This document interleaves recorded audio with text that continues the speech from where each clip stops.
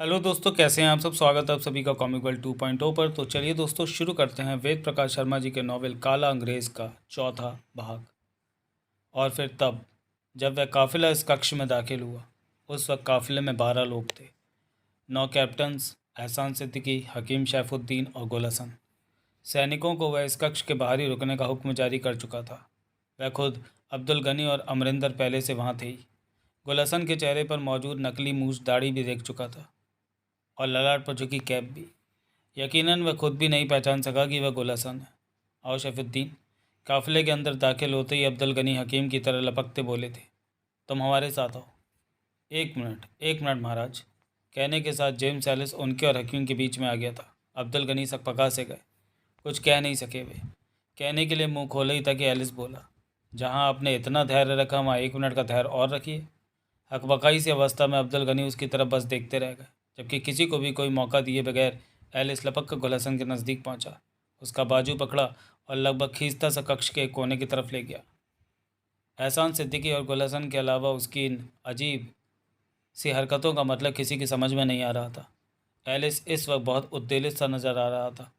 गुल हसन को कोने में ले जाकर बहुत ही धीमे स्वर में फुसफुसाया, इस वक्त 10 कैप्टन यहाँ मौजूद हैं, इनमें से सिकंदर कौन है। गुल हसन ने भी उतने ही धीमे स्वर में कहा, इनमें से तो कोई भी सिकंदर खान नहीं है। क्या बक रहे हो तुम। एलिस इस तरह चीख पड़ा जैसे अचानक उसके पैरों तले से ज़मीन सरक गई हो। तुमने तो सिद्दीकी से कहा था कि वह इन्हीं 10 में से कोई एक है। मैंने वही कहा था जो मुझे सिकंदर ने बताया था। ये क्या बकरा हरामजादे, क्या बकरा है तू। दहाड़ने के साथ उसने दोनों हाथों से गुल हसन का गिरेबान पकड़ा और उसे झंझोड़ता हुआ सिद्दीकी की तरफ पलट कर गुर्राया। इसकी सुनो सिद्दीकी, ये बकरा है कि इनमें से कोई सिकंदर नहीं है। एहसान सिद्दीकी के भी होश फाक था। बात क्या है सर, अमरिंदर सिंह ने पूछा। भला हम में से किसी के सिकंदर होने का क्या मतलब। ठीक उसी क्षण लाइट गुल हो गई। अमरिंदर सिंह का सेंटेंस अधूरा रह गया था। सब बौखला गए थे। जेम्स एले कुछ ज़्यादा ही, क्योंकि इधर कमरे में नीम अंधेरा छाया, उधर उसके चेहरे पर बहुत ही मजबूत घूसा पड़ा था। मुंह से चीख निकली, हाथों से गुलशन का गिरेबान। अंधेरे में उछलकर वह एक दीवार से जा टकराया था। टकराते ही चीखा, यही है सिद्दीकी, मुझे लगता है गुलशन ही सिकंदर है, इसी ने घूसा मारा है मुझे, इसे पकड़ो। मगर पकड़े कौन और कैसे। पलक झपकते ही कक्ष काजल की कोठरी में बदल गया था, और काजल की कोठरी में किसी को कुछ नज़र नहीं आया करता। कक्ष ही क्यों, और महल ही क्यों, हर तरफ अंधकार छा गया था। महल के बाहर एक एक मील दूर की वह हर लाइट ऑफ हो गई थी, जिनके बूते पर एलिस ने दिन की सी रोशनी कर रखी थी। लाइट को क्या हुआ कैप्टन हमीद। जेम्स एलिस की आवाज़ गूंजी। मैंने तुम्हारी ड्यूटी मेन स्विच पर लगाई थी, पर मैं तो यहाँ हूँ सर, मैं क्या बता सकता हूँ। धड़ाम धड़ाम धड़ाम। अंधेरा छाए पल भर भी नहीं गुजरा था कि वातावरण ज़बरदस्त विस्फोटों की आवाज़ से दहलने लगा। चीखों पुकार की आवाज़ें आने लगीं, फिर फायरिंग की आवाज़ें भी। पलक झपकते ही ऐसा लगने लगा था जैसे दो सेनाएं आपस में भिड़ गई हों। चारों तरफ हो हल्ला और शोर शराबा मच रहा था। एलिस ने जेब से मास्टर माइक निकाला, उसे मुंह के नज़दीक ले जाकर चीखा, दुश्मन महल के अंदर घुस आया है, सब अपने अपने मोर्चों पर मुस्तैद हो जाएं, कोई भी किसी दरवाजे से बाहर ना निकल पाए। उसकी आवाज़ इस कक्ष में गूंजी, लेकिन बस इसी कक्ष में गूंज कर रह गई। लाइट ही नहीं थी तो माइक कैसे काम करता। नाजुक को बचाओ। अब्दुल गनी की आवाज़। वह शयन कक्ष में पहुंचने की कोशिश करेगा। जेम्स एलिस अंदाजे से उस दरवाजे की तरफ दौड़ा जिससे निकलने के बाद नाजुक के शयन कक्ष की तरफ जाया जा सकता था, मगर जाने किससे टकराया। वह खुद भी, और जिससे टकराया था वह भी, विपरीत दिशाओं में जाकर गिरे। एक आवाज़, टॉर्च नहीं है किसी के पास। मेरे पास माचिस है, कहने के साथ किसी एक ने तीली जलाई, और उसका ऐसा करना ही मानो गजब हो गया। धाएं। कक्ष में एक गोली चली। तीली जलाने वाले की चीख दूर तक गूंजती चली गई। तीली के साथ ही शायद उसके जीवन का चिराग भी बुझ गया था। अमरिंदर की आवाज़, वह अभी भी इसी कक्ष में है सर। अब तो अगर किसी के पास रोशनी करने के लिए कुछ और भी था तो उसने उसे रोशन नहीं किया। किसी और की क्या कहे, लाइटर तो खुद जेम्स एलिस के पास भी था, और तीली के जलते ही उसे उसका उपयोग करने की सूझी भी थी, मगर तीली वाले का हर्ष देखकर वैसा कुछ करने की हिम्मत नहीं पड़ी। हाथ जेब में गया ज़रूर था, लेकिन बाहर नहीं निकला। चारों तरफ से चीखों पुकार, धमाकों और फायरिंग की आवाज़ें अब भी आ रही थीं। किसी को पता नहीं था कहाँ क्या हो रहा है। अगला दृश्य। 15 मिनट तक वही आलम रहा। 15 मिनट बाद ठीक उसी तरह लाइट रोशन हो गई जिस तरह गुल हुई थी, और अचानक ऐसा हुआ तो एक बार फिर सब अंधे हो गए। तेज़ रोशनी सभी की आंखों में इतनी तीव्रता से घुसी थी कि कोई भी अपनी आंखों को खुली न रख सका। लाइट के साथ ही चमत्कारिक अंदाज में धमाके भी शांत हो गए थे, फायरिंग भी, जैसे सबका एक दूसरे से कनेक्शन था। बाहर से होल्ले की आवाज़ें ज़रूर आ रही थीं। आंखें लाइट के अभ्यस्त हुई तो सभी ने देखा, सभी के रिवॉल्वर उनके हाथों में नज़र आ रहे थे। लाश बना कैप्टन कोविल लुढ़का पड़ा था। गोली उसके सिर में लगी थी। अगर ये कहा जाए तो गलत नहीं होगा कि वह अपने ही खून के तालाब में पड़ा हुआ था। नज़दीक पड़ी थी उसकी माचिस। सभी हड़बड़ाए हुए थे। सभी थे वहाँ, बस नहीं था तो गुल हसन नहीं था। गुल हसन ही नहीं है यहाँ। सबसे पहले एहसान सिद्दीकी चीखा, वही है, शायद वही सिकंदर है। और सिकंदर को तुम अपने साथ लेकर आए थे। अमरिंदर सिंह दहाड़ा, ये सब हुआ क्या? समझाओ तो सही। जेम्स एलिस ये ध्यान आते ही माइक पर चीखा कि अब वह काम कर सकता है। कहीं कोई दरवाज़ा खुला तो नहीं है? नहीं नहीं। माइक से निकलकर एक साथ कई आवाज़ें कक्ष में गूंजी। जवाब में एलिस ने कहा, सब लोग मुस्तैदी के साथ अपने अपने दरवाज़ों पर तैनात हो जाएं। कोई बाहर नहीं जाना चाहिए। नाजुक की तो फिक्र करो। कहने के साथ किसी के भी जवाब की प्रतीक्षा किए बगैर अब्दुल गनी दरवाजे की तरफ लपके। अमरिंदर भी उनके पीछे लपका था। एलिस माइक पर चीख रहा था, वे धमाके कैसे थे? फायरिंग कौन कर रहा था? दुश्मन का कोई आदमी हाथ आया न या नहीं? ये जवाब अपने आप में कंप्लीट था कि कोई जवाब नहीं उभरा। झल लाकर वह भी उस दरवाजे की तरफ लपका जिसे पार करने के बाद 12 दरी और 12 दरी को पार करने के बाद नाजुक के शयन कक्ष में पहुंचा जा सकता था। बाकी कैप्टन्स ने भी उसके पीछे लपकने की कोशिश की थी कि अचानक वह टिटका और बोला, तुम सब पूरे महल में फैल जाओ। वह यहाँ ज़रूर है लेकिन निकल नहीं सका होगा। सारे दरवाजे बंद हैं। वे सब जहाँ के तहाँ टिटके खड़े रह गए। उन्हीं में हकीम शैफुद्दीन भी था। उस पर नज़र पड़ी तो जेम्स एलिस यूँ झपट पड़ा जैसे उससे बड़ा दुश्मन दुनिया में कोई है ही नहीं। हाथ में मौजूद रिवॉल्वर उसकी छाती पर रखने के बाद दहाड़ा, बता बता कहाँ है सिकंदर? मैं क्या बताऊँ सरकार? देवता कूच कर गए उसके। गिग्गी बन गई बेचारे की। भला मैं कैसे बता सकता हूँ? क्यों, तू नाजुक को यहाँ से ले जाने वाला नहीं था? मैं क्यों ले जाने वाला होता हूँ हुजूर? छाती पर तने रिवॉल्वर के कारण शैफुद्दीन थर थर काँप रहा था। मैं तो इलाज करने आया था उनका। आप ही ने तो बुलाया था। तो ये कहकर उसे ले जाने वाला नहीं था कि पूरी दवाएं लेकर नहीं आया है? नाजुक का इलाज दवा खाने में ही हो सकता है। पूरी दवाएं क्यों नहीं लाता हुजूर? कैप्टन साहब ने तो मुझे बता दिया था कि उनके पेट में दर्द है, सो पेट में दर्द की जितनी भी दवाएं होती हैं सब साथ लेकर आया हूँ, एक भी छोड़कर नहीं आए। सन्ना तो पहले ही रहा था एलिस का दिमाग। उसकी बात सुनकर चकरा भी उठा। लगा ठीक ही कह रहा है वह। अगर गुलशन ही सिकंदर था तो इसके बारे में भी उसने झूठ ही बोला होगा। अभी वह ये सब सोच ही रहा था कि नाजुक के कक्ष की ओर से अब्दुल गनी के ज़ोर ज़ोर से बोलने की आवाज़ें आने लगीं। उसने शैफुद्दीन का पीछा छोड़कर दरवाजे के पार जंप लगाई। आंधी तूफान की तरह दौड़कर 12 दरी पार करने के बाद नाजुक के कक्ष के नज़दीक पहुंचा और अभी किसी से कुछ पूछ भी नहीं पाया था कि उसे देखते ही अब्दुल गनी उस पर झपटे। दोनों हाथों से उसका गिरेबान पकड़कर उसे झंझोड़ते हुए पागलों की तरह चीखते चले गए, वह ले गया एलिस, नाजुक को ले गया वह। तुम्हारे इतने इंतजामात भी उसे नहीं रोक सके। जेम्स एलिस खड़ा का खड़ा रह गया था, यूं जैसे जीता जागता इंसान नहीं पत्थर की मूर्ति हो। जब जुबानी तालू से जा चिपकी थी तो मुंह से क्या निकलता? चीखते चिल्लाते और बाकायदा रोते पीटते अब्दुल गनी को वह ऐसी नज़रों से देख रहा था जैसे समझ ही ना पा रहा हो कि वे कह क्या रहे हैं। और हकीकत थी भी यही। कुछ भी तो समझ में नहीं आ रहा था उसकी, कुछ भी नहीं, कि ये सब कैसे हो गया। हमने पहले ही कहा था एलिस, हमने पहले ही कहा था कि उससे सीधी टक्कर मत लो। उसकी दी हुई धमकी कभी झूठी नहीं होती। रोते बिलखते हुए चीखते चले गए। अब देख लो, तुम्हारे सारे इंतजाम धरे रह गए।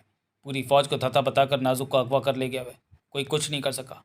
नहीं, चेतना लौटते ही एलिस बोला, महल की सरहदों से निकल नहीं सका होगा वह। मैं मालूम कर चुका हूँ। अंधेरे के दरमियान एक भी दरवाज़ा पल भर के लिए भी नहीं खुला था। निकल गया होगा, वह निकल गया होगा। अब्दुल गनी कहते चले गए। दुनिया में ऐसी ताकत ही पैदा नहीं जो उसे रोक सके। दरवाजे बंद होने के बावजूद निकल गया होगा वह। संभालिए महाराज, संभालिए खुद को। सिकंदर भी आदमी है, छलावा नहीं है कि बंद दरवाज़ों के पार निकल जाए।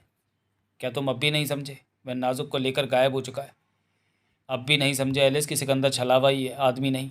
दरवाजे बंद के बंद रहते हैं और वह निकल जाता है। समझने की कोशिश कीजिए महाराज। अंधेरे का फ़ायदा उठाकर वह सिर्फ यहाँ से, नाजुक के कक्ष से गायब हुआ है। बाहर नहीं निकल सका होगा। महल बहुत बड़ा है, नाजुक सही से यहीं कहीं छुपा होगा। उसने सोचा होगा कि पैरा हटने पर निकल जाएगा। लगाते रहो कयास। कयास तो तुमने ये भी लगाया था कि वह महल के अंदर घुस ही नहीं सकता, लेकिन देखो उसकी तरकीब। तुम खुद ही उसके लिए सारे दरवाजे खुलवाते चले गए। सुना नहीं तुमने? एलिस ने नज़दीक ही खड़े अमरिंदर सिंह से कहा था। महल में ही कहीं होगा वह, तलाश करो, चप्पे चप्पे को छान मारो। महाराज की बातों पर ध्यान मत दो, अपना दिमाग लड़ाओ। महल से बाहर वह निकल ही नहीं सकता। बात जैसे अमरिंदर सिंह की समझ में भी आ गई थी, सो वह उसके हुक्म का पालन करने निकल पड़ा। जेम्स एलिस अब्दुल गनी को रोता कलपता छोड़कर नाजुक के कक्ष की तरफ बढ़ा। शायद लिखने की आवश्यकता नहीं रह गई है कि बेड खाली पड़ा था। वहाँ तैनात बुर्कापोश सैनिकों से जब पूछा कि उनके रहते नाजुक कहाँ और कैसे गायब हो गई, तो सबका एक ही जवाब था, हमें कुछ नहीं मालूम। बस आइए मेरे साथ, चमत्कार दिखाता हूँ। कहने के बाद वह उन्हें खींचता हुआ बारादरी की तरफ ले गया था। अगला दृश्य, एलिस अपने प्राइवेट कक्ष में दाखिल हुआ। वहाँ उस वक्त कोई नहीं था। दरवाज़ा अंदर से बंद कर लिया उसने। अब्दुल गनी उसकी एक्टिविटीज़ को आंखों में ऐसे भाव लिए देख रहे थे जैसे सूरज को टुकड़ों टुकड़ों में विभक्त होते देख रहे हो। दरवाज़ा बंद करने के बाद वह उनकी तरफ घूमा ही था कि उन्होंने पूछा, ये तुम क्या कर रहे हो एलिस? एलिस ने जवाब देने की कोई कोशिश नहीं की। इतना जानते हैं कि अंधेरा होने से पहले नाजुक मेम साहब बेड पर ही थी। जब होठों पर वही कुटिल और रहस्यमय मुस्कान चिपकाए हुए अपने लाइट आई तो नहीं थी। पता नहीं अंधेरे में कौन आया, उन्हें कैसे ले गया। सारा कमरा चेक करने के बाद जब वह वापस बाहर निकला तो पुनः अब्दुल गनी को विलाप करते पाया। अब वे बार बार यही कह रहे थे कि पता नहीं वह जालिम हमारी बेटी के साथ कैसा व्यवहार करेगा। अब वहाँ कोई सैनिक नहीं था। एलिस के हुक्म के मुताबिक सभी उस जोन के चप्पे चप्पे की तलाशी लेने में जुटे थे। किसी को नज़दीक न पाकर एलिस अब्दुल गनी के कान पर झुका और फुसफुसाते अंदाज में बहुत ही धीमे स्वर में बोला, आप ज़रा भी फिक्र ना करें महाराज, नाजुक बिल्कुल महफूज है। आपके दामाद ने सिकंदर को ज़बरदस्त धोखा दिया है। अब्दुल गनी ने बुरी तरह चौंक कर उसकी तरफ देखा और उसकी तरफ देखा तो और बुरी तरह चौंक पड़े। जेम्स एलिस के पतले होठों पर मुस्कान थी, बहुत ही कुटिल और रहस्यमय मुस्कान, आंखों में चमक, वही जो किसी विजेता की आंखों में होती है। अब्दुल गनी के हलक से चीख से निकल गई कि क्या कहना चाहते हो तुम? बस इतना ही कि सिकंदर के सिर पर अगर बाल होंगे तो वह आज वह एक ही झटके में उन सबको नोच लेगा। मतलब? डबल बेड के नीचे घुस गया था। आवाज़ में हैरत का सागर लिए अब्दुल गनी ने कहा, क्या तुम तहखाने में जाने की कोशिश कर रहे हो? एलिस ने बेड के नीचे फर्श पर मौजूद बोर्ड पेन जैसी एक छोटी सी कील को फर्श में दबाने के साथ कहा, आ जाइए। ज़रा भी तो आवाज़ नहीं हुई और बेड के नीचे का एक पत्थर अपने स्थान से हट गया। अब वहाँ 4x4 का गड्ढा नजर आ रहा था। अब्दुल गनी ने भी बेड के नीचे सरकते हुए कहा, नाजुक को कहीं तुमने तहखाने के अंदर ही तो नहीं रखा था? तभी तो तभी तो जब आपने कहा था कि नाजुक को तहखाने में रखना चाहिए था, मैं आपकी तरफ देखता रह गया था। एलिस ने गड्ढे में समाते हुए कहा, उस वक्त मेरा दिल चाहा था कि आपको हकीकत बता दूं, कह दूं कि मैंने वही किया जो आप चाहते हैं, मगर फिर सोचा ये राज मुझी तक सीमित रहे तो बेहतर है। मारे खुशी के अब्दुल गनी पगला से गए। उसके पीछे उन्होंने भी गड्ढे में गुम होते हुए कहा, अगर नाजुक को तुमने यहाँ रखा था तो उसके कक्ष में कौन थी? उसके मेकअप में एक बांदी। जेम्स एलिस ने सीढ़ियाँ उतरते हुए कहा था। पेट में दर्द उसी के हुआ था। बहुत खूब एलिस। सीढ़ियाँ उतरते वक्त जैसे उनके जिस्म में भी बिजली भर गई। हमें तुम पर फ़ख्र है, पर उम्मीद मुझे ये भी नहीं थी कि वह बांदी को भी वहाँ से अगवा करके ले जा सकेगा। हे खुदा! अब्दुल गनी के हलक से ऐसी चीख निकली जैसे किसी भी व्यक्ति के हलक से गोली लगने पर प्राण त्यागते वक्त निकला करती है। क्या वह यहाँ भी पहुँच गया था? एक लफ्ज़ भी जेम्स एलिस के मुंह से एक लफ्ज़ भी तो नहीं निकल सका। सुरंग में आंधी तूफान की तरह भागा था वह। भागा ज़रूर था मगर कदम लड़खड़ा रहे थे। अब्दुल गनी तो वैसा भी नहीं कर सके। वे तो इस कदर आंखें फाड़े सुरंग के फर्श पर बेहोश पड़े उन सैनिकों के जिस्मों को देखे जा रहे थे जो वहाँ तैनात रहते थे, जैसे मिस्र के पिरामिडों को देख रहा हूँ। सभी बेहोश थे, एक भी तो जीता जागता नजर नहीं आ रहा था। अभी उनके दिमाग में उस तरफ दौड़ने का विचार मात्र ही आया था जिधर एलिस दौड़ कर गया था। अपने शरीर को दिमाग के आदेश पर दौड़ा नहीं पाए थे कि एलिस उस दिशा से वापस इसी तरफ दौड़ता नजर आया। अब्दुल गनी चीख से पड़े, क्या हुआ एलिस? नाजुक वहाँ नहीं है जब मैंने उसे रखा था। चीखते हुए एलिस की हालत ऐसी थी जैसे किसी का मुकम्मल खजाना लुट गया हो। हम तो यहाँ की हालत देखकर ही समझ गए थे। अब्दुल गनी बोले, सारे सैनिक बेहोश हैं। अगर वह यहाँ पहुँच गया था तो ज़रूर इसी रास्ते से निकला होगा। कहने के साथ एलिस दौड़ता हुआ उसी दरवाजे की तरफ लपका था जिसकी तरफ उसे शेखर ले गया था। अब्दुल गनी भी उसके पीछे लपके। दरवाज़ा खोलकर दोनों विशाल गुफा के अंदर पहुँचे। लाइट ऑन करने की ज़रूरत नहीं पड़ी उन्हें, वे पहले से ही ऑन थी। एक ट्रॉली भी गायब थी वहाँ से।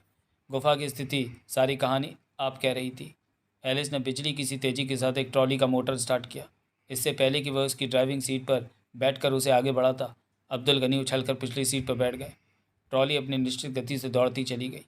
एक के बाद एक पांचों दरवाजे खोलकर वे गुफा के अंतिम छोर पर पहुंचे, वहां जहां रेल की पटरी खत्म हो गई थी। एक सपाट दीवार से गुफा बंद थी। वहां पहले से ही एक ट्रॉली खड़ी थी। दोनों एक साथ ट्रॉली से कूदे। एलिस उस दीवार में मौजूद एक खूंटी पर झूल गया जिसने गुफा बंद कर रखी थी। उसका ऐसा करना था कि हल्की गड़गड़ाहट के साथ दीवार में एक दरवाज़ा उत्पन्न हो गया। दरवाज़ा पार करके वे कुएं में पहुंचे। सूखे कुएं के तल में वहाँ अंधेरा था। दोनों ने एक साथ चेहरा उठाकर ऊपर देखा। कुएं के मुंह यानी उसके ऊपरी सिरे के पार आकाश पर जगमगाते तारे नजर आ रहे थे। इस वक्त वे कुएं के मुंह से करीब 30 फुट नीचे थे। एलिस ने जेब में हाथ डालकर लाइटर जल निकाला, उसे ऑन किया और उसकी मध्यम रोशनी में उन्हें जो कुछ नज़र आया उसे देखकर एक बार फिर उनके दिमाग चकरा उठे थे। ऊपर से यहाँ तक लटकी एक रस्सी नजर आई थी और कुएं के फर्श पर बेहोश पड़ा नजर आया था गुल हसन। चित्त अवस्था में पड़ा था वह। आलपिन की मदद से एक कागज़ उसकी शर्ट के साथ लगाया गया था। उस पर नज़र पड़ते ही एलिस उस पर झपटा। कागज़ आलपिन से निकाला नहीं था उसने, नोचा था। और जिस लाइटर की रोशनी में वो उसे पढ़ रहा था, उसी वक्त अब्दुल गनी की आंखें भी उसके अक्षरों पर थिरक रही थीं। लिखा था, कहो जेम्स एलिस कैसी रही? घड़ी देखो ज़रा, अभी पूरे 12 नहीं बजे। अभी तो तुम्हें यह भी पता नहीं होगा कि तुम्हारी बीवी के साथ साथ हम गुफा के उस कमरे में तैनात एक सैनिक को भी ले जा रहे हैं जहाँ तुमने नाजुक को ये सोच कर रखा हुआ था कि सिकंदर वहाँ किसी हालत में नहीं पहुँच सकता। जानते तो हो गई तुम कि सिकंदर को ईंट का जवाब पत्थर से देने की आदत है। अब तुम्हारी बीवी के साथ भी ठीक वैसा ही सलूक किया जाएगा जैसा तुमने शेखर, सलीम और कुंती के साथ किया था। और तुमने क्या किया था ये तुम्हारा सैनिक ही हमें बताएगा। आज़ादी का दीवाना सिकंदर खान। पत्र की अंतिम पंक्तियों को पढ़कर जेम्स एलिस के समूचे जिस्म में मौत की थरथराहट लहराती चली गई। अपना वह एक एक जुल्म उसकी आंखों के सामने तैर गया था जो उसने शेखर, सलीम और कुंती पर किया था। क्यों, होश उड़ गया एलिस? कुएं में आवाज़ गूंजी। होश उड़ गया तेरे? चूर हो गया सारा गुरूर? दोनों ने एक साथ चौंक कर ऊपर देखा। कुएं में झांकते एक चेहरे की परछाई पर नजर आई थी। वह परछाई जो अचानक उनकी हालत देखकर खिलखिलाकर हंस पड़ी। कुएं में गूंजती वह खिलखिलाहट बड़ी अजीब और डरावनी लगी थी, ऐसा कि उनके रोंगटे खड़े हो गए। अगला दृश्य, सड़ाक सड़ाक सड़ाक की आवाज़ों के साथ जेम्स एलिस अपनी बेल्ट से गुल हसन को इस कदर मार रहा था जैसे वह हाड़ मांस का इंसान नहीं बल्कि रुई का बना पुतला हो। गुल हसन की हालत हलाल होते बकरे सी जैसी थी। अगर ये कहा जाए तो गलत नहीं होगा कि एलिस पागल सा हो गया लगता था। वह अपनी नाकामी की सारी झुंझलाहट, सारा गुस्सा गुल हसन के जिस्म पर उतार रहा था। इस कदर कि मारता मारता खुद थक गया, बुरी तरह हाँफने लगा। एक समय ऐसा आया कि खुद ही बेल्ट एक तरफ फेंक दी। माफ़ कर दो एलिस साहब, मुझे माफ़ कर दो। एक कुर्सी के साथ बंधे गुलशन की हालत बहुत ख़राब थी। मैं वह सब करने के लिए मजबूर था। अगर सिकंदर का कहा ना मानता तो तुझे माफ़ कर दूँ हरामजादे, तुझे। दांत भींच कर जेम्स एलिस ने जिस वक्त ऐसा कहा, हकीकत यह है कि उस वक्त उसकी हालत टॉर्चर झेल गुलशन से भी ज़्यादा बदतर थी। मानसिक रूप से पूरी तरह टूट चुका था वह। बौराई सी अवस्था में दहाड़ता चला गया। तेरी वजह से मेरे सारे सुरक्षा इंतजाम धरे रह गए। उन सबको धता बताकर सिकंदर मेरी वाइफ को ले उड़ा और तू कहता है मैं तुझे माफ़ कर दूँ। इतना सब करने के बाद तू कैसे माफ़ी की उम्मीद लगा सकता है? मैं मजबूर था एले साहब, बता ही चुका हूँ। मेरी बीवी और दोनों बच्चे कहीं मायके वायके नहीं गए, उसी के कब्जे में। उन्हीं को मार डालने की धमकी देकर उसने मुझसे मोड़ चढ़वाया था और उन्हीं को मार डालने की धमकी देकर ये सब करवाया। झूठ बोल रहा है तू, झूठ बोल रहा है। कहने के साथ एलिस ने इस बार एक घूंसा उसके चेहरे पर रसीद किया। तेरे घर से बरामद हुआ सिकंदर का ये लेटर गवाह है कि तूने जो कुछ किया मजबूर होकर नहीं किया, बल्कि अपनी मर्जी से किया। वही तो समझाने की कोशिश कर रहा हूँ एलिस साहब, वही तो समझाने की कोशिश कर रहा हूँ। बुरी तरह चीखता और टकराता गुलशन कहता चला गया। पता नहीं सिकंदर को कैसे मालूम था कि सिद्दीकी साहब ने मेरे पीछे एक जासूस लगा रखा है। उसने मेरे ही हाथों से मेरे घर पर अपने हाथ कले का एक ऐसा लेटर रखवा दिया जिससे ये नज़र आता था कि मैं आतंकवादियों से सहानुभूति रखने वाला हिंदुस्तानी हूँ। और मोहर मैंने अपनी मर्जी से बैंक से निकाल कर उसे दे दिया। मैं रोता रहा, गिड़गिड़ाता रहा, बार बार कहता रहा कि ऐसा ना करे, मैं फंस जाऊंगा, मगर उसने एक ना सुनी। बस यही कहता रहा कि अगर मैंने उसका कहा नहीं माना तो वह मेरे बीवी बच्चों को ख़त्म कर देगा, जबकि अगर यह कहा माना तो मुझ पर आँच नहीं आने देगा। पता नहीं उसने कैसे पहले ही अनुमान लगा लिया था कि सिद्दीकी साहब का जासूस उस लेटर को बरामद कर लेगा। इतना ही नहीं, गोविंद और सिद्दीकी साहब की हर एक्टिविटी पर उसकी पूरी नज़र थी। तभी तो अभी वो मेरे बैंक में पहुँचे भी नहीं थे कि सिकंदर का फ़ोन आया। उसने मुझे पहले ही बता दिया था कि गोविंद मेरे घर से उस लेटर को बरामद कर चुका है और अब वह और सिद्दीकी मुझे गिरफ्तार करने बैंक पहुँचने वाले हैं। उसने मुझे पहले ही समझा दिया था कि जब वे टॉर्चर करें तो मुझे तब तक मुकरते रहना जब तक वे उस लेटर को ही मेरे सामने ना रख दें, और लेटर को देखते ही अपने चेहरे पर हवाइयाँ उड़ा लेनी है। ऐसी एक्टिंग करनी है जैसे हकीकत वही है जो लेटर में लिखी है और मैं रंगे हाथों पकड़ा जा चुका हूँ। अब सब कुछ बताने के लिए तैयार हूँ तो सिर्फ इसलिए क्योंकि छुपाने की स्थिति में ही नहीं रहा हूँ। इतना कहकर वह सांस लेने के लिए रुका। सांस क्या ले रहा था, पूरी तरह हाँफ रहा था वह। और एलिस की हालत ऐसी थी जैसे समझ ही नहीं पा रहा हो कि गुलशन का करे तो करे क्या। दांत भींचे वह बुरी तरह कसमसा रहा था, जबकि रोती बिलखती अवस्था में अब्दुल गनी ने पूछा, तो तू सिद्दीकी और गोविंद के सामने झूठ पर झूठ बोलता चला गया? ये कहता चला गया उनसे कि हाँ, तू अपनी मर्ज़ी से सिकंदर के लिए काम कर रहा था, देश की खिदमत समझ रहा था उस सबको। और क्या करता महाराज, जब मेरे बीवी बच्चे उसके कब्ज़े में थे तो और कर भी कह सकता था मैं। टॉर्चर के कारण बुरी तरह जख्मी गुलशन कहता चला गया। उसने कहा था कि गोविंद और सिद्दीकी को जब यकीन हो जाएगा कि मैं अपनी मर्ज़ी से उसके लिए काम कर रहा हूँ तो वे मुझसे सिकंदर के आगे के प्लान्स के बारे में पूछेंगे, और उस वक्त मुझे अपने मुंह से ये निकाल देना है कि मुझे उसके आज के प्लान के बारे में कुछ नहीं मालूम। उसने कहा था कि सिद्दीकी और गोविंद मेरी इतनी सी बात को पकड़ लेंगे। उस वक्त मुझे ऐसी एक्टिंग करनी है जैसे वह सब मेरे मुंह से गलती से निकल गया था, मगर उसके बाद वे मेरी इस बात पर यकीन नहीं करेंगे कि मुझे वाकई सिकंदर के आज के प्लान के बारे में कुछ मालूम नहीं, और उस प्लान को जानने के लिए टॉर्चर करेंगे। एक हद तक मुझे टॉर्चर को सहना है और फिर ऐसी एक्टिंग करनी है जैसे टूट गया हूँ। टूट कर उन्हें बताना है कि सिकंदर असल में आर्मी का एक कैप्टन है और इस वक्त महल ही में तैनात है। मतलब ये बात झूठ थी कि हकीम शैफुद्दीन तेरे बचपन का दोस्त है और वह नाजुक को इलाज के बहाने महल से निकाल कर अपने दवा खाने की तरफ ले जाने वाला था। झूठ है सर, ये बात भी पूरी तरह झूठ है। बस इतना ही कह सकता हूँ कि मैंने वही किया और कहा जो सिकंदर ने कहा था। और क्या कहा था सिकंदर ने? ये कि मेरे मुंह से उसका सारा प्लान सुनने के बाद सिद्दीकी आपको फ़ोन करेगा, मुझसे जो इन्फॉर्मेशन उसे मिलेगी वह सब आपको बताएगा, और उसके बाद आपके पास मुझे महल में बुलाने के अलावा कोई चारा नहीं रह जाएगा। आश्चर्य की बात यह है कि यह एलिस साहब कि हर क्षण कदम कदम पर वह और सिर्फ वही हुआ जो उसने कहा था कि होगा। यही कहा था उसने, ये कि आप मुझे सिकंदर को पहचानवाने के लिए महल में बुला लेंगे। 10 कैप्टन्स को मेरे सामने खड़ा करके पूछेंगे कि बताओ इनमें सिकंदर कौन है, और तुम कहोगे कि इनमें से कोई नहीं है। हाँ, जबकि वह उन्हीं में था। नहीं, वह वाकई उनमें से कोई नहीं था। और उसी समय लाइट गुल हो जाएगी, तुम मुझे घूंसा मारोगे। एलिस भन्नाया, ये सब भी उसी ने कहा था? हाँ एलिस साहब, हाँ, बता तो चुका हूँ, सब उसी ने कहा था। ये सब आप मेरे मुंह से बार बार क्यों कहलवा रहे हैं? असल में मैं भूल गया कि तूने क्या बताया था। एलिस ने उसे कच्चा चबा जाने वाले अंदाज में कहा। ज़रा दोबारा से बता, मुझे घूंसा मारने की हिमाकत करने के बाद तूने क्या किया? इस बार तुरंत कुछ नहीं बोल सका गुलशन। जख्मों से बेहाल और लहूलुहान हुआ एलिस की तरफ बस देखता रहा। उस एलिस की तरफ जो उसकी तरफ ऐसे अंदाज में देख रहा था जैसे हिंसक पशु अपने शिकार की तरफ देख रहा हो। असल में वह गुलशन के मुंह से पुनः उन्हीं सवालों के जवाब सुनकर जिनके जवाब वह पहले ही दे चुका था, यह जानना चाहता था कि 2 बार दिए गए जवाबों में कोई अंतर तो नहीं है। अंतर का मतलब था वह झूठ बोल रहा है, और अगर एक बार उसकी पकड़ में यह बात आ जाए कि वह झूठ बोल रहा है तो उसे गुलशन का बुरा हाल कर देना था। इसी मंशा से एक बार फिर गुर्रा है, सुना नहीं तूने? बता, मुझे घूसा मारने के बाद तूने क्या किया? सिकंदर ने कहा था कि अंधेरा होते ही मुझे पलंग के नीचे घुस जाना है, हाथ से फर्श को टटोलना है। वहाँ के फर्श पर मुझे उभरी हुई सी एक कील मिलेगी। उस कील का ऊपरी सिरा बोर्ड के पिन जैसा है। उस कील को मुझे नीचे की तरफ दबाना है। ऐसा करने पर बगैर कोई आवाज़ के फर्श का एक हिस्सा अपने स्थान से हट जाएगा। वहाँ सीढ़ियाँ हैं। असल में वह महल के तहखाने में पहुँचने का रास्ता है। उसने कहा था कि मुझे इन सीढ़ियों पर उतर जाना है। इतना सब कैसे मालूम था सिकंदर को? बता चुका हूँ सर कि इस बारे में मुझे कुछ नहीं मालूम। पूछने की कोशिश भी की थी मैंने, लेकिन उसने मुझे टपट दिया था। कहा था कि अपने बीवी बच्चों को ज़िंदा देखना चाहता हूँ तो सवाल ना करूँ, केवल उसे ध्यान से सुनूँ जो वह बता रहा है, ताकि उस पर अमल करने में कोई चूक ना हो, क्योंकि उस वक्त हुई चूक का मतलब है मेरे द्वारा खुद ही अपनी जान गंवा देना। तो वह रास्ता खोलने के बाद तू सीढ़ियाँ उतर गया? जी। झूठ बोल रहा है तू। तूने तीली जलाने वाले कैप्टन कोविल पर गोली नहीं चलाई थी? वहीं का वहीं ढेर नहीं किया था उसे? नहीं सर, नहीं। आप मेरी बात का यकीन क्यों नहीं कर रहे? उसकी आवाज़ में रोने का पुट था। पहले ही बता चुका हूँ कि मैंने कोई गोली नहीं चलाई। गोली तो तब चलाता जब मेरे पास रिवॉल्वर होता। रिवॉल्वर ही नहीं था मुझ पर, और होता भी तो मैं अंधेरे में इतना एक्यूरेट निशाना कैसे लगा सकता था? मैं क्या आर्मी का आदमी हूँ? मैंने तो कभी रिवॉल्वर का टिकर तक नहीं दबाया। तो गोली किसने चलाई? भला हमारी किसी आदमी को तीली जलाने वाले पर गोली चलाने की क्या ज़रूरत पड़ी? मुझे नहीं पता सर। इसका मतलब तो ये हुआ एलिस के कक्ष में उस वक्त इसके अलावा भी सिकंदर का कोई और आदमी था। अब्दुल गनी ने एलिस की तरफ देखते हुए कहा। उसका काम शायद इतना ही था कि वहाँ किसी किस्म की रोशनी न होने दे, ताकि वह अपना काम आसानी से कर ले। उसमें कोई व्यवधान न है। कौन हो सकता है वह? घुसपैठ तो है महाराज, घुसपैठ तो है हमारी सेना के बीच। एलिस कहता चला गया। उस तीर को याद कीजिए जिसके ज़रिए उसने पहली बार नाजो को किडनैप करने की धमकी दी थी।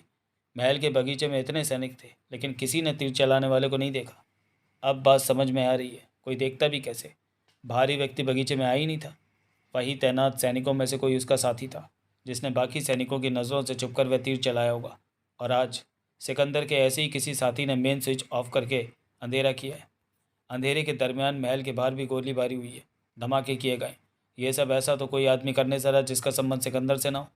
जाहिर है कि वह सब करके उसी के आदमियों ने अफरा तफरी फैलाई, ताकि उसका फ़ायदा उठाकर वह तहखाने में दाखिल हो सके। और वे आदमी 2-4 नहीं हो सकते। अब्दुल गनी कहते चले गए। 2-4 आदमियों का काम ही नहीं है ये। इसका मतलब हमारी सेना में उसके आदमियों की संख्या अच्छी खासी है, और जब तक उनकी पहचान नहीं होती तब तक वह हम लोगों को इसी तरह छकाता रहेगा। रावण की सेना में तो एक ही विभीषण था एलिस, जिसकी वजह से उसे शिकस्त का मुंह देखना पड़ा। अपनी सेना में तो हमें विभीषण ही विभीषण नजर आ रहे हैं। सबसे बड़ा विभीषण तो ये है, ये। कहने के साथ इस बार एलिस ने गुलशन के चेहरे पर अपने भारी बूट की ठोकर मारी। ठोकर इतनी ज़ोरदार थी कि उसके मुंह से बहुत ही दर्दनाक चीख उबल पड़ी और कुर्सी सहित पीछे जा गिरा वह। एलिस की हालत इस वक्त ये थी, इतना ज़्यादा झुंझलाया हुआ था वह कि जब कुछ नहीं सूझता था तो गुलशन पर कोई ना कोई वार कर बैठता था। वहीं मौजूद सैनिकों में से एक सैनिक ने तुरंत लपक कर कुर्सी पुनः सीधी कर दी। ऐसा उसने पहली बार नहीं किया था। टॉर्चर के दरमियान कुर्सी पहले भी कई बार गिर चुकी थी, हर बार उसी ने सीधी की थी। उसका जैसे यही काम रह गया था।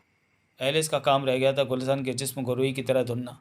एक बार फिर कुर्सी सीधी होते ही उसने झपट कर दोनों हाथों से उसका गिरेबान पकड़ा और गुर्राता चला गया।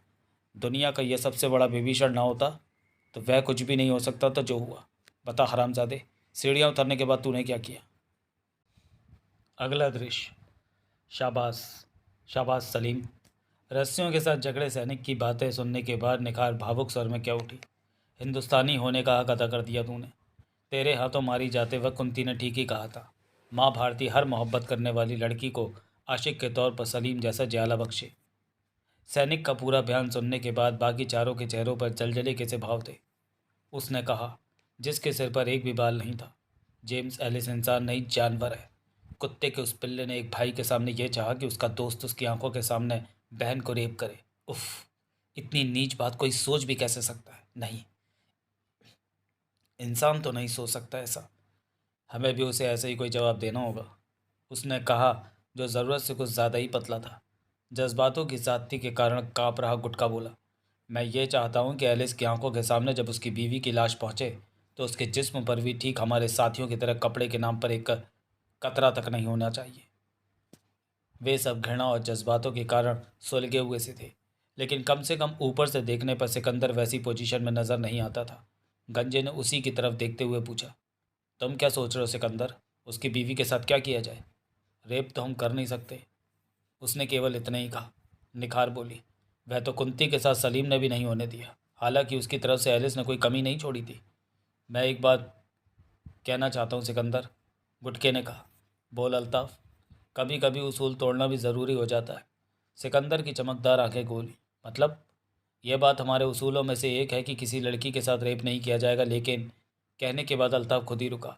रुक कर अपने बाकी साथियों की तरफ देखा, जैसे उनके चेहरों पर मौजूद भावों से ही जान लेना चाहता हो कि वे उसके विचारों से किस हद तक सहमत होने वाले हैं। खामोशी जब काफ़ी लंबी हो गई तो सिकंदर ने ही कहा, जो भी कुछ कहना चाहते हो अल्ताफ़, उसे खुलकर कहो। नाजुक उन लड़कियों में से नहीं है जिन्हें दिमाग में रखकर हमने ये उसूल बनाया था। किसी की भी परवाह किए बगैर अल्ताफ़ एक झटके के साथ कहता चला गया, हिंदुस्तानी होने के बावजूद अब वह एक हिंदुस्तानी लड़की नहीं रही है। जेम्स एलिस से एक अंग्रेज़ से शादी कर ली है तो उसने तो जाहिर है अंग्रेज़ हो गई। पर हमारा सिद्धांत अंग्रेज़ लड़कियों से भी, वह उन अंग्रेज़ लड़कियों में से भी नहीं है जो सिद्धांत बनाते वक्त हमारे जहनों में थी।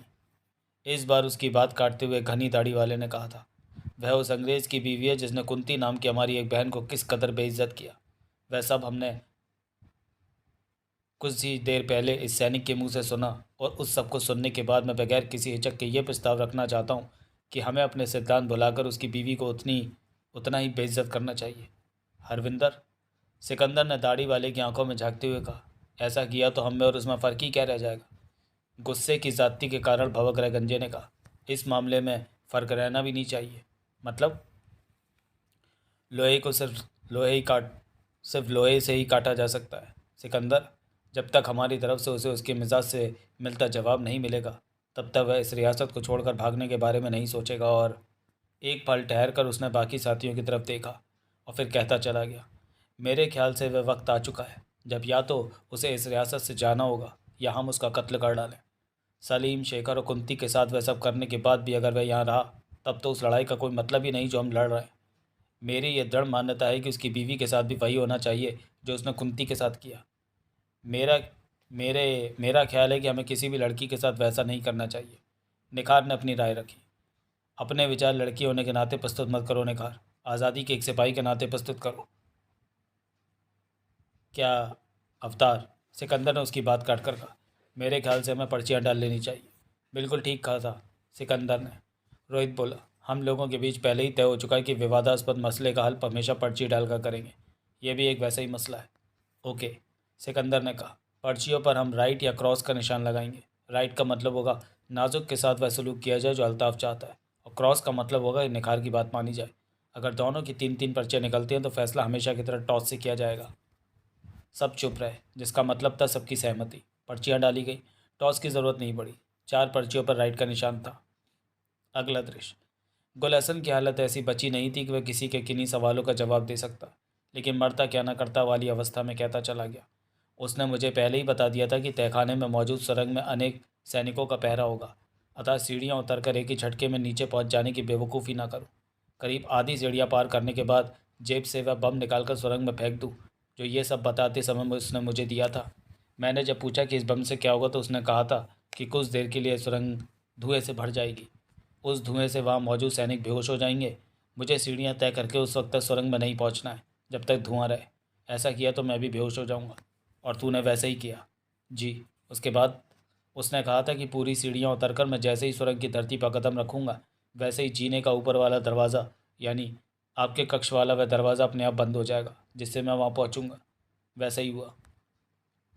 एक बार फिर उसे झंझोड़ते एलिस ने दाँत पीसे। तो सुरंग में पहुंचने के बाद तो सबसे पहले उस कमरे में गया जिसमें नाजुक कर रखा गया था, वहाँ मौजूद सैनिकों को। नहीं एलिस साहब, वहाँ नहीं गया मैं। गुलहसन उसकी बात काट कर कहता चला गया। बता ही चुका हूँ, मुझे तो ये तक नहीं पता था कि तहखाने में नाजुक मेम है। सिकंदर ने मुझे ऐसा कुछ भी नहीं कब बताया था जिसकी उसे मुझे बताने की ज़रूरत नहीं थी। उसने तो बस इतना ही कहा था कि जैसे ही सारे सैनिक बेहोश हो जाए तो मुझे उस दरवाजे की तरफ बढ़ना है जो सीढ़ियों के बाई तरफ होगा। ये भी बता दिया था उसने मुझे कि उस वक्त वह भारी भरकम दरवाज़ा बंद होगा, जिसे मैं अपनी तरफ से आसानी से खोल सकता हूँ। वैसे ही किया। उसी के बताए अनुसार लंबी गुफा में रोशनी की। हद की बात तो यह है कि तहखाने के बारे में सिकंदर को इतनी सब बारीक बातें कैसे मालूम है। अब्दुल गनीम बड़बड़ा उठे। अब तो ऐसा लग रहा है जैसे ऐसा कुछ था ही नहीं जो उस कुत्ते को पहले से मालूम ना रहा हो। भरना हुआ एलिस बोला। बकौल इसके उसने इसे पहले ही सब कुछ बता दिया था। ये भी कि गुफा में उस जगह 4 ट्रॉलियाँ खड़ी होंगी। ये भी कि उनमें से एक को किस तरह ऑपरेट करके 5 दरवाजे खोलने के बाद कुएं तक पहुंचना है। उस कुएं तक जो ऐसे भयंकर जंगल के बीच है जिसमें खतरनाक जानवरों की मौजूदगी के कारण आम आदमी घुसने तक की हिम्मत नहीं करता। और बकौल इसी के कुएं में इसे अकेला सिकंदर ही नहीं, उसके 2 साथी और मिले जो इसके साथ वापस सुरंग में आए। नहीं, उसके साथी मेरे साथ सुरंग में नहीं आए थे। बुलेसर ने तुरंत संशोधन किया। सुरंग में केवल सिकंदर आया था, उसके साथी वहीं कुएं में ही रह गए थे। जेम्स एलिस ने उसे एक बार फिर कच्चा चबा जाने वाली नज़रों से घूरा। उपरोक्त बात उसने उसे बरगलाने के लिए कही थी, इस उम्मीद में कि शायद वह गच्चा खा जाए, अपने पिछले स्टेटमेंट से भटक जाए, लेकिन वैसा कुछ भी तो नहीं हुआ। वह धारा प्रवाह अंदाज में ठीक वही कहता चला जा रहा था जो पहले भी कह चुका था। ट्रॉली पर सवार होकर वह मेरे साथ वापस सुरंग में आया। सुरंग में मौजूद एक कक्ष के बंद दरवाजे पर दस्तक दी। अंदर से दरवाजे का खुलना था कि उसने जेब से वैसे ही एक बम निकालकर कमरे के अंदर फेंक दिया, जैसे कि मैंने सैनिकों को बेहोश किया था।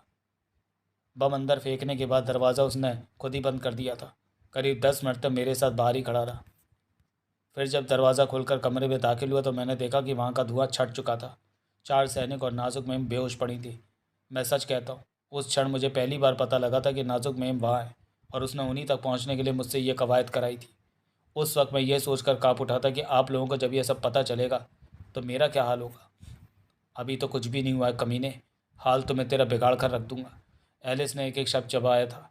फिलहाल ये बता कि वहाँ एक एक कराट मारी, ऐसी कराट जिसके बाद मेरी आंखों के सामने लाल पीले तारे नाच उठे। बेहोश हो गया मैं। उसके बाद मुझे कुछ नहीं पता क्या हुआ। होश आया तो यहाँ आपके सामने इस कुर्सी पर बंधा हुआ हूँ। पहुँचने के बाद उसने क्या किया?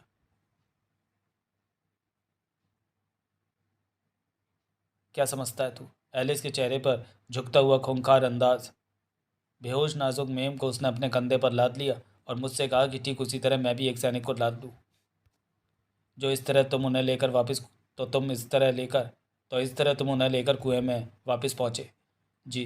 रास्ते में कुछ नहीं हुआ। मैंने उससे पूछा था कि सैनिक को अपने साथ क्यों ले जा रहा है, तो उसने कहा कि आपने उसके 3 साथियों को टॉर्चर करके मारा है। यह सैनिक उसे बताएगा कि उन्हें किस किस तरह टॉर्चर किया गया। ठीक उसी तरह नाजुक मेम को भी टॉर्चर किया जाएगा। कुएं में पहुंचने के बाद क्या हुआ? सिकंदर ने नाजुक मेम और सैनिक के बेहोश जिस्म अपने साथियों के सौंप दिए और मुझसे कहा, तूने हमारा काफ़ी साथ दिया गुलशन। अब बस यहाँ आकर तेरा काम खत्म हुआ। हम तुझसे बहुत खुश हैं। जल्दी तेरे बीवी बच्चों को आज़ाद कर देंगे। मैं चौंक पड़ा। कहा, क्या मतलब? क्या आप लोग मुझे यहाँ छोड़कर जा रहे हैं? उसने कहा, यहाँ से आगे ले भी तो नहीं जा सकते। अब हमें अपने हेडक्वार्टर पहुँचना है। तो उसने तेरी एक ना सुनी। झूठ नहीं बोलूँगा सर, मैंने उससे बार बार कहा मुझे इस तरह यहाँ छोड़कर मत जाओ, अपने साथ ले चलो, भले ही अपने हेडक्वार्टर पर मत ले जाना। बीच ही में कहीं मेरे बीवी बच्चों को मेरे हवाले कर देना। उन्हें लेकर मैं सिवाया से दूर, इतनी दूर चला जाऊँगा कि यहाँ के किसी शख्स को कभी नज़र ही ना हो, क्योंकि इतने सब के बाद महाराज और एलिस साहब के हाथ लगूंगा तो वे मेरी खाल में भूसा भर देंगे। जवाब में उसने कहा, इसके अलावा और मैं चाहता ही क्या हूँ। मेरा तो मकसद ही यह है कि देश के तुझ जैसे उन गद्दारों को वे अपने हाथों से मार डालें जो मजबूर होकर तो मेरा साथ देते हैं लेकिन दिल से माँ भारती की खिदमत नहीं करते। वादा नहीं तोड़ूंगा अपना। तेरे बीवी बच्चों को आज़ादी नहीं कर दूंगा, बल्कि उनकी परवरिश का भी पूरा इंतज़ाम करूंगा, क्योंकि उनका कोई कसूर नहीं है। कसूरवार तो तुम जैसे लोग हैं, और तुम्हें जब वही लोग सज़ा देते हैं तो मुझे सबसे ज़्यादा खुशी होती है। ऐसा कहने के बाद उसने मेरी कनपटी पर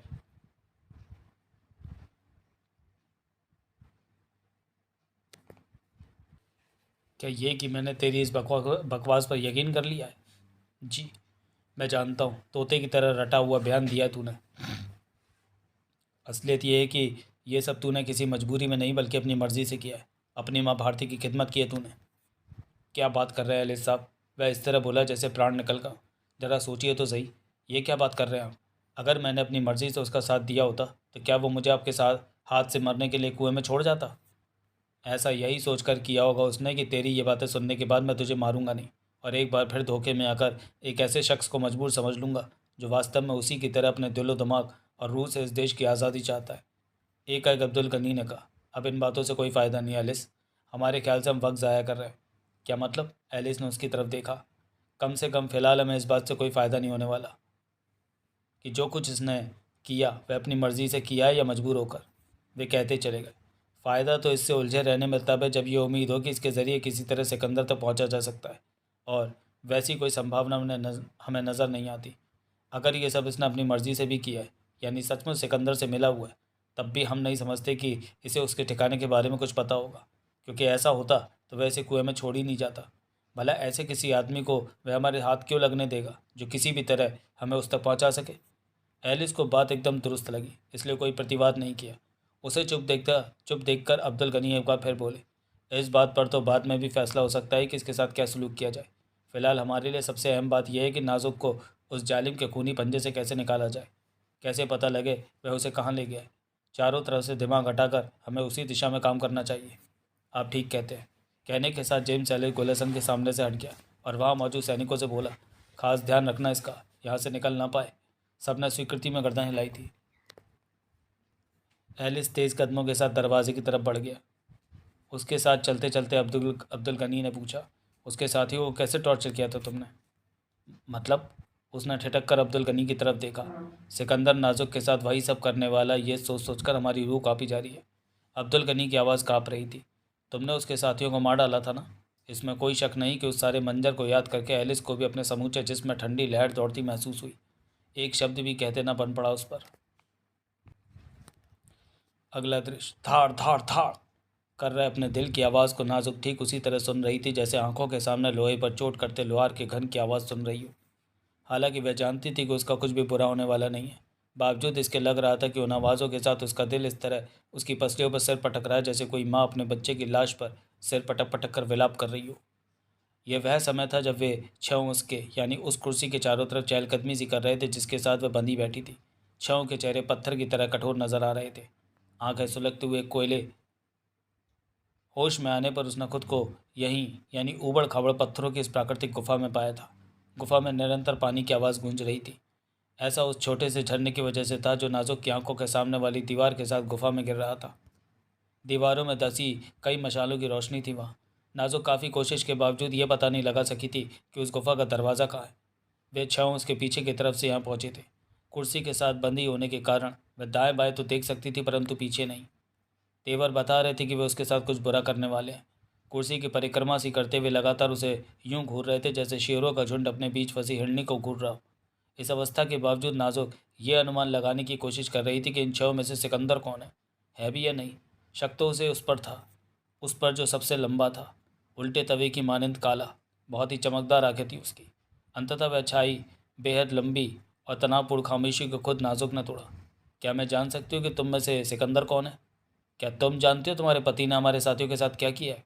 उसके सामने ठटके उल्टे तवे जैसे शख्स के अलग से इंसानी आवाज़ नहीं, हिंसक भेड़िए किसी को राट निकली थी। तुम ही हो ना? नाजुक ने कहा। तुम ही हो ना सिकंदर? जो पूछा है उसका जवाब दो। उसने दांत बीच कर धाड़ने के साथ नाजुक के बाल पकड़कर बेरहमी से झंझोड़े थे। ना चाहते हुए भी उसके अलग से चीख निकल गई। उसने हमें हमारे साथियों की लाशें भेजी हैं। कहने के साथ 4.5 फुटे अल्ताफ ने डांट किटकिटाए थे। नंगी लाशें। घनी दाढ़े वाले हरविंदर ने ऐसे अंदाज में कहा जैसे अल्ताफ की कई अधूरी बात पूरी की हो। भाई बहन की लाशें हैं वे, कहता हुआ रोहित भी उसके सामने आ गया। और एक उसकी जो कुंती से मोहब्बत करता था। तेरे हरामजादे पति ने ऐसा सॉन्ग रचा था कि मोहब्बत करने वाला अपनी महबूबा के साथ उसके भाई के सामने रेप करे। गंजे अवतार की आंखों में ऐसी आग थी जैसे उस सबको अपनी आंखों के सामने घटते देख रहा हो। मगर मोहब्बत करने वाला हिंदुस्तानी था। सुलगती हुई निखार ने उसकी आंखों में झांका। उसने तेरे पति के सॉन्ग में शामिल होने के बहाने अपने हाथों से महबूबा का गला दबा दिया। मार डाला उसे। सिकंदर दहाड़ा। अपने ही हाथों से अपनी महबूबा को इसलिए मार डाला ताकि वह एलिस के जालिम सैनिकों की हवस का शिकार ना हो सके। इसमें कोई शक नहीं कि जो कुछ उसने बताया, उन्होंने बताया उसे सुनकर और जो कुछ हुआ होगा उसकी कल्पना करके नाजुक के चेहरे पर वेदना के भाव उभर आए थे। अपने बाल मुट्ठी में भिजे उल्टे तवे जैसे शख्स की लाल और चमकदार आंखों में झांकती हुए कहती चली गई, जवाब में तुम्हें भी वही करना चाहिए जो एलिस ने किया। मतलब? यह शब्द सबके मुंह से एक साथ निकला था। मैं हूं ना तुम्हारे चंगुल में, उसने सपाट लहजे में कहा। मेरे साथ रेप करो और मेरी लाश उसी पोजीशन में उसके पास भेज दो जिस पोजीशन में उसने तुम्हारे साथियों की लाशें भेजी थी। अगर ये कहा जाए तो गलत नहीं होगा कि एक साथ उन सभी के दिमाग चकरा उठे थे। एक दूसरे की तरफ देखते रह गए वे। मुंह से बोल न फूट सका। क्या बकना चाहती है तू? सिकंदर ने सबका प्रतिनिधित्व करते हुए कुर्रा कर पूछा। मतलब क्या हुआ इस बात का? इसके अलावा और कोई मतलब नहीं हुआ सिकंदर कि ऐसे जालिम शख्स को ऐसा ही जवाब दिया जाना चाहिए। बहुत चालाक है ये। अचानक अल्ताफ फुदक कर आगे आता हुआ सतर्क लहजे में चीखा। सावधान सिकंदर, एलिस की ये बीवी ज़रूरत से कुछ ज़्यादा ही चालाक है। ये खुद को रियासत के उन लोगों से जोड़ रही है जो हमारे मिशन के समर्थक है। ये बात रोहित ने कही। ये तो वाकई ज़रूरत से ज़्यादा शातिर है सिकंदर। इस बार नाजुक की तरफ स्थिर आंखों से देखते निखार ने कहा था। ये पहले ही समझ गई थी कि हम इसके साथ क्या सलूक करने वाले हैं। उससे बचने के लिए इसने वह रास्ता अख्तियार नहीं किया जो एक आम लड़की करती, यानी हमारे सामने रोने गिड़गिड़ाने का फैसला न करके इसने उल्टी बात कहकर बचने का प्लान बनाया। वह खुद को हमारे सामने एक ऐसी हिंदुस्तानी लड़की बनाकर पेश करना चाहती है जो आज़ादी की पक्षधर है, ताकि हम लोग इसके साथ। माफ़ करना बहन। नाजुक उसकी बात पूरी होने से पहले ही कह उठी। नाम तो मैं नहीं जानती तुम्हारा, मगर इतना ज़रूर कहूँगी कि बेशक बेशक तुम खुशनसीब हो जो तुम्हें सिकंदर का साथ मिला। यकीनन वे बदनसीब है जो दिल में भले ही तुम जैसे जज्बात रखती हो, मगर उन्हें सिकंदर का साथ हासिल नहीं है। और उससे बदनसीब तो इस मुल्क की दूसरी कोई लड़की हो ही नहीं सकती जिसके दिल में मशाल तो आज़ादी की जल रही हो, लेकिन साथ जेम्स एलिस का मिल गया हो। क्या समझती हो तुम? नाजुक के बाल पकड़कर चेहरा ऊपर उठाए सिकंदर ने दांत पीच कर कहा था। क्या ये कि हम तुम्हारे झांसे में आ जाए? हकीकत यह है सिकंदर कि ये झांसा नहीं है, लेकिन अगर तुम इसे झांसा भी समझते रहो तो मुझ पर कोई फ़र्क नहीं पड़ेगा। अगर यह झांसा नहीं है, तुम दिल से आज़ादी की तरफदार हो तो एलिस से शादी क्यों की? क्यों उसे अपना शौहर बनाए? नाजुक ने बेखौफ अंदाज में कहा। क्योंकि मैं अपनी आंखों में अपने वालिद की लाश देखने की ताव नहीं ला पाई थी। मतलब? मैं एलिस से शादी कर लूँ ये मेरे वालिद की इच्छा ही नहीं, मेरे लिए उनका हुक्म था। और मैं जानती थी अगर मैंने उनके इस हुक्म को नहीं माना तो एलिस उन्हें कत्ल कर देगा। उसके बाद भी मैं खुद को उसकी बीवी बनने से नहीं रोक सकूंगी। यह काम वह ज़बरदस्ती भी कर लेता। महल में उसे ऐसा करने से रोकने वाला कोई नहीं था। बात अगर मेरी अपनी मौत तक सीमित रहती तो शायद मैं मुकाबला कर लेती, लेकिन अपनी आंखों के सामने वालिद का खात्मा देखने की हिम्मत मुझ में नहीं थी। ऐसी बात है तो ठीक है, हम तुम्हें छोड़ देंगे। इस बात सिकंदर ने होठों पर चालाकी भरी मुस्कान लिए कहा। पर तुम्हें इस मुल्क के लिए एक काम करना होगा।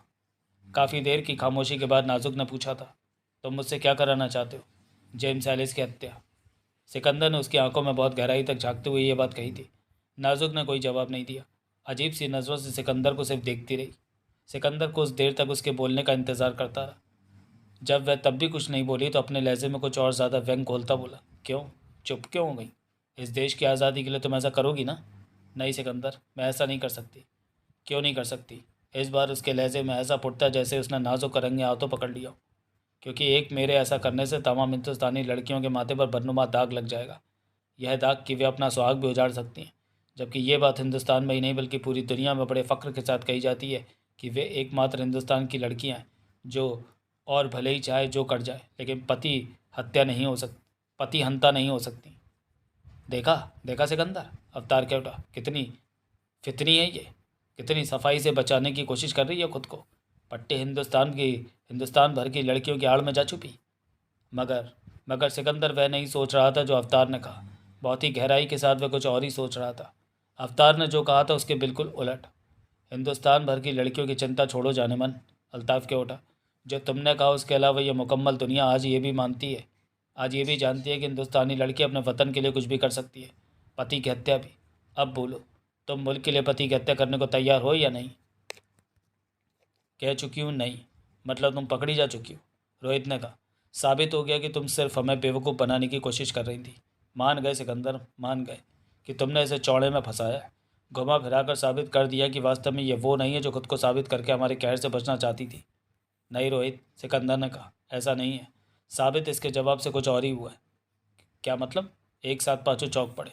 वे उसकी तरफ वैसे अंदाज में देख रहे थे जैसे अचानक उसके सिर पर सींग निकल आया। कुछ देर की खामोशी के बाद हरविंदर ने पूछा, ज़रा हम भी तो सुने, इसके जवाबों से क्या साबित हुआ है?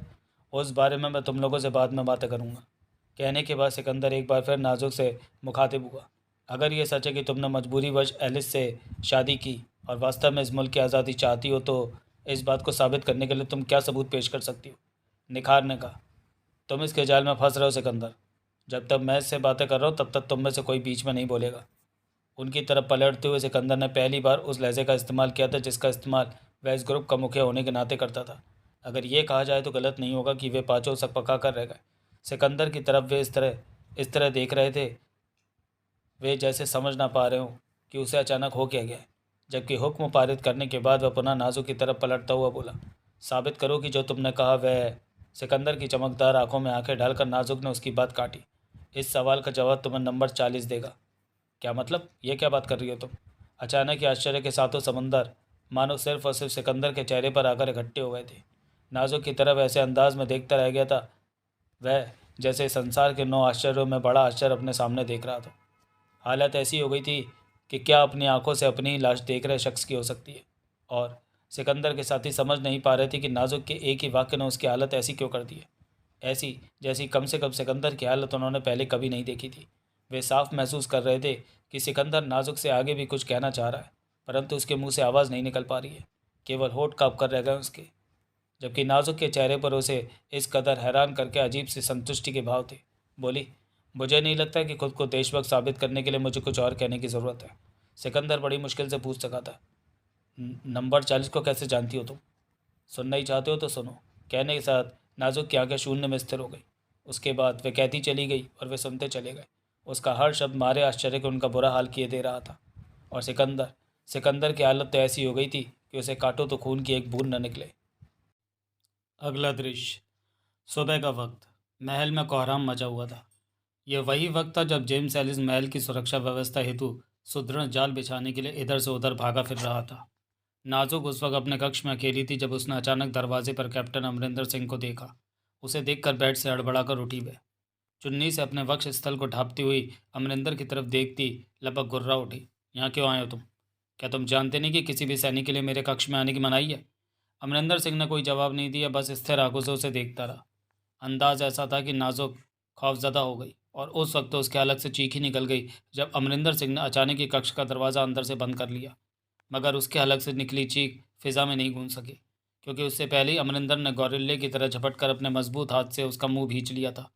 न सिर्फ मुंह भींच लिया था बल्कि सारी की सारी नाजुक उसकी गिरफ्त में यूं फड़फड़ा रही थी जैसे बाज की गिरफ्त में कबूतरी। चीख हलकी में घुटकर रह गई थी, मुखड़े पर कॉफ़ी खौफ। डरे नहीं मैम, उसे जकड़े अमरिंदर सिंह ने कहा था। यह सब मैंने आपको किसी किस्म का नुकसान पहुंचाने के लिए नहीं किया है, बल्कि सिर्फ इसलिए किया ताकि आपकी चीख किसी और के कानों तक ना पहुंच सके। उसके मजबूत बंधनों में जकड़ी नाजुक नाजुक कुछ और कसमस आई।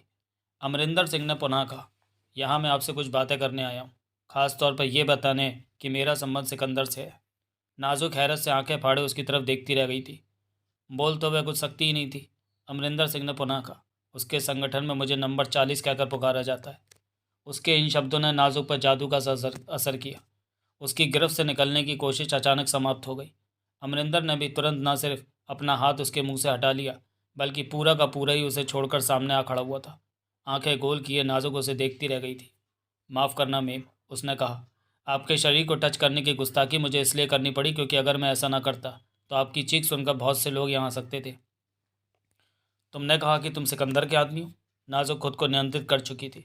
क्या तुम जानते नहीं कि मेरे सामने ऐसा कहने वाले का हश्र यहाँ क्या हो सकता है? मैं अच्छी तरह जानता हूँ मेम कि इस महल के अंदर सिर्फ आप ही के सामने ऐसा कहने पर मेरा कोई बुरा हश्र नहीं हो सकता। वह आत्मविश्वास भरे लहजे में बोला था। तभी तो इतनी बड़ी हिमाकत करने की हिम्मत पड़ गई। मतलब? नाजुक ने उसे घूरा। मैं जानता हूँ कि जेम्स एलिस की बीवी होने के बावजूद आप न सिर्फ हिंदुस्तान की आज़ादी की तरफदार हैं बल्कि सिकंदर की ज़बरदस्त फ़ैन भी हैं। दिल की गहराइयों से इस बात को मानती हैं कि मुल्क की आज़ादी के लिए वे जो कर रहे हैं बिल्कुल ठीक कर रहे हैं। और इससे आगे बढ़कर अगर मैं ये भी कहूँ तो गलत नहीं होगा कि आप एक तरह से सिकंदर से मोहब्बत करने लगी हैं। ये कैसी बातें कर रही हो तुम? नाजुक हकला गई थी।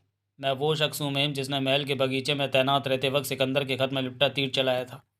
ओह! नाजुक पसीने पसीने हो गई। तो उससे पहले मैंने सिकंदर के बारे में आपके और महाराज के बीच होने वाली बातें सुनी थी और वह पहला मौका नहीं था जब मैंने ऐसा किया हो।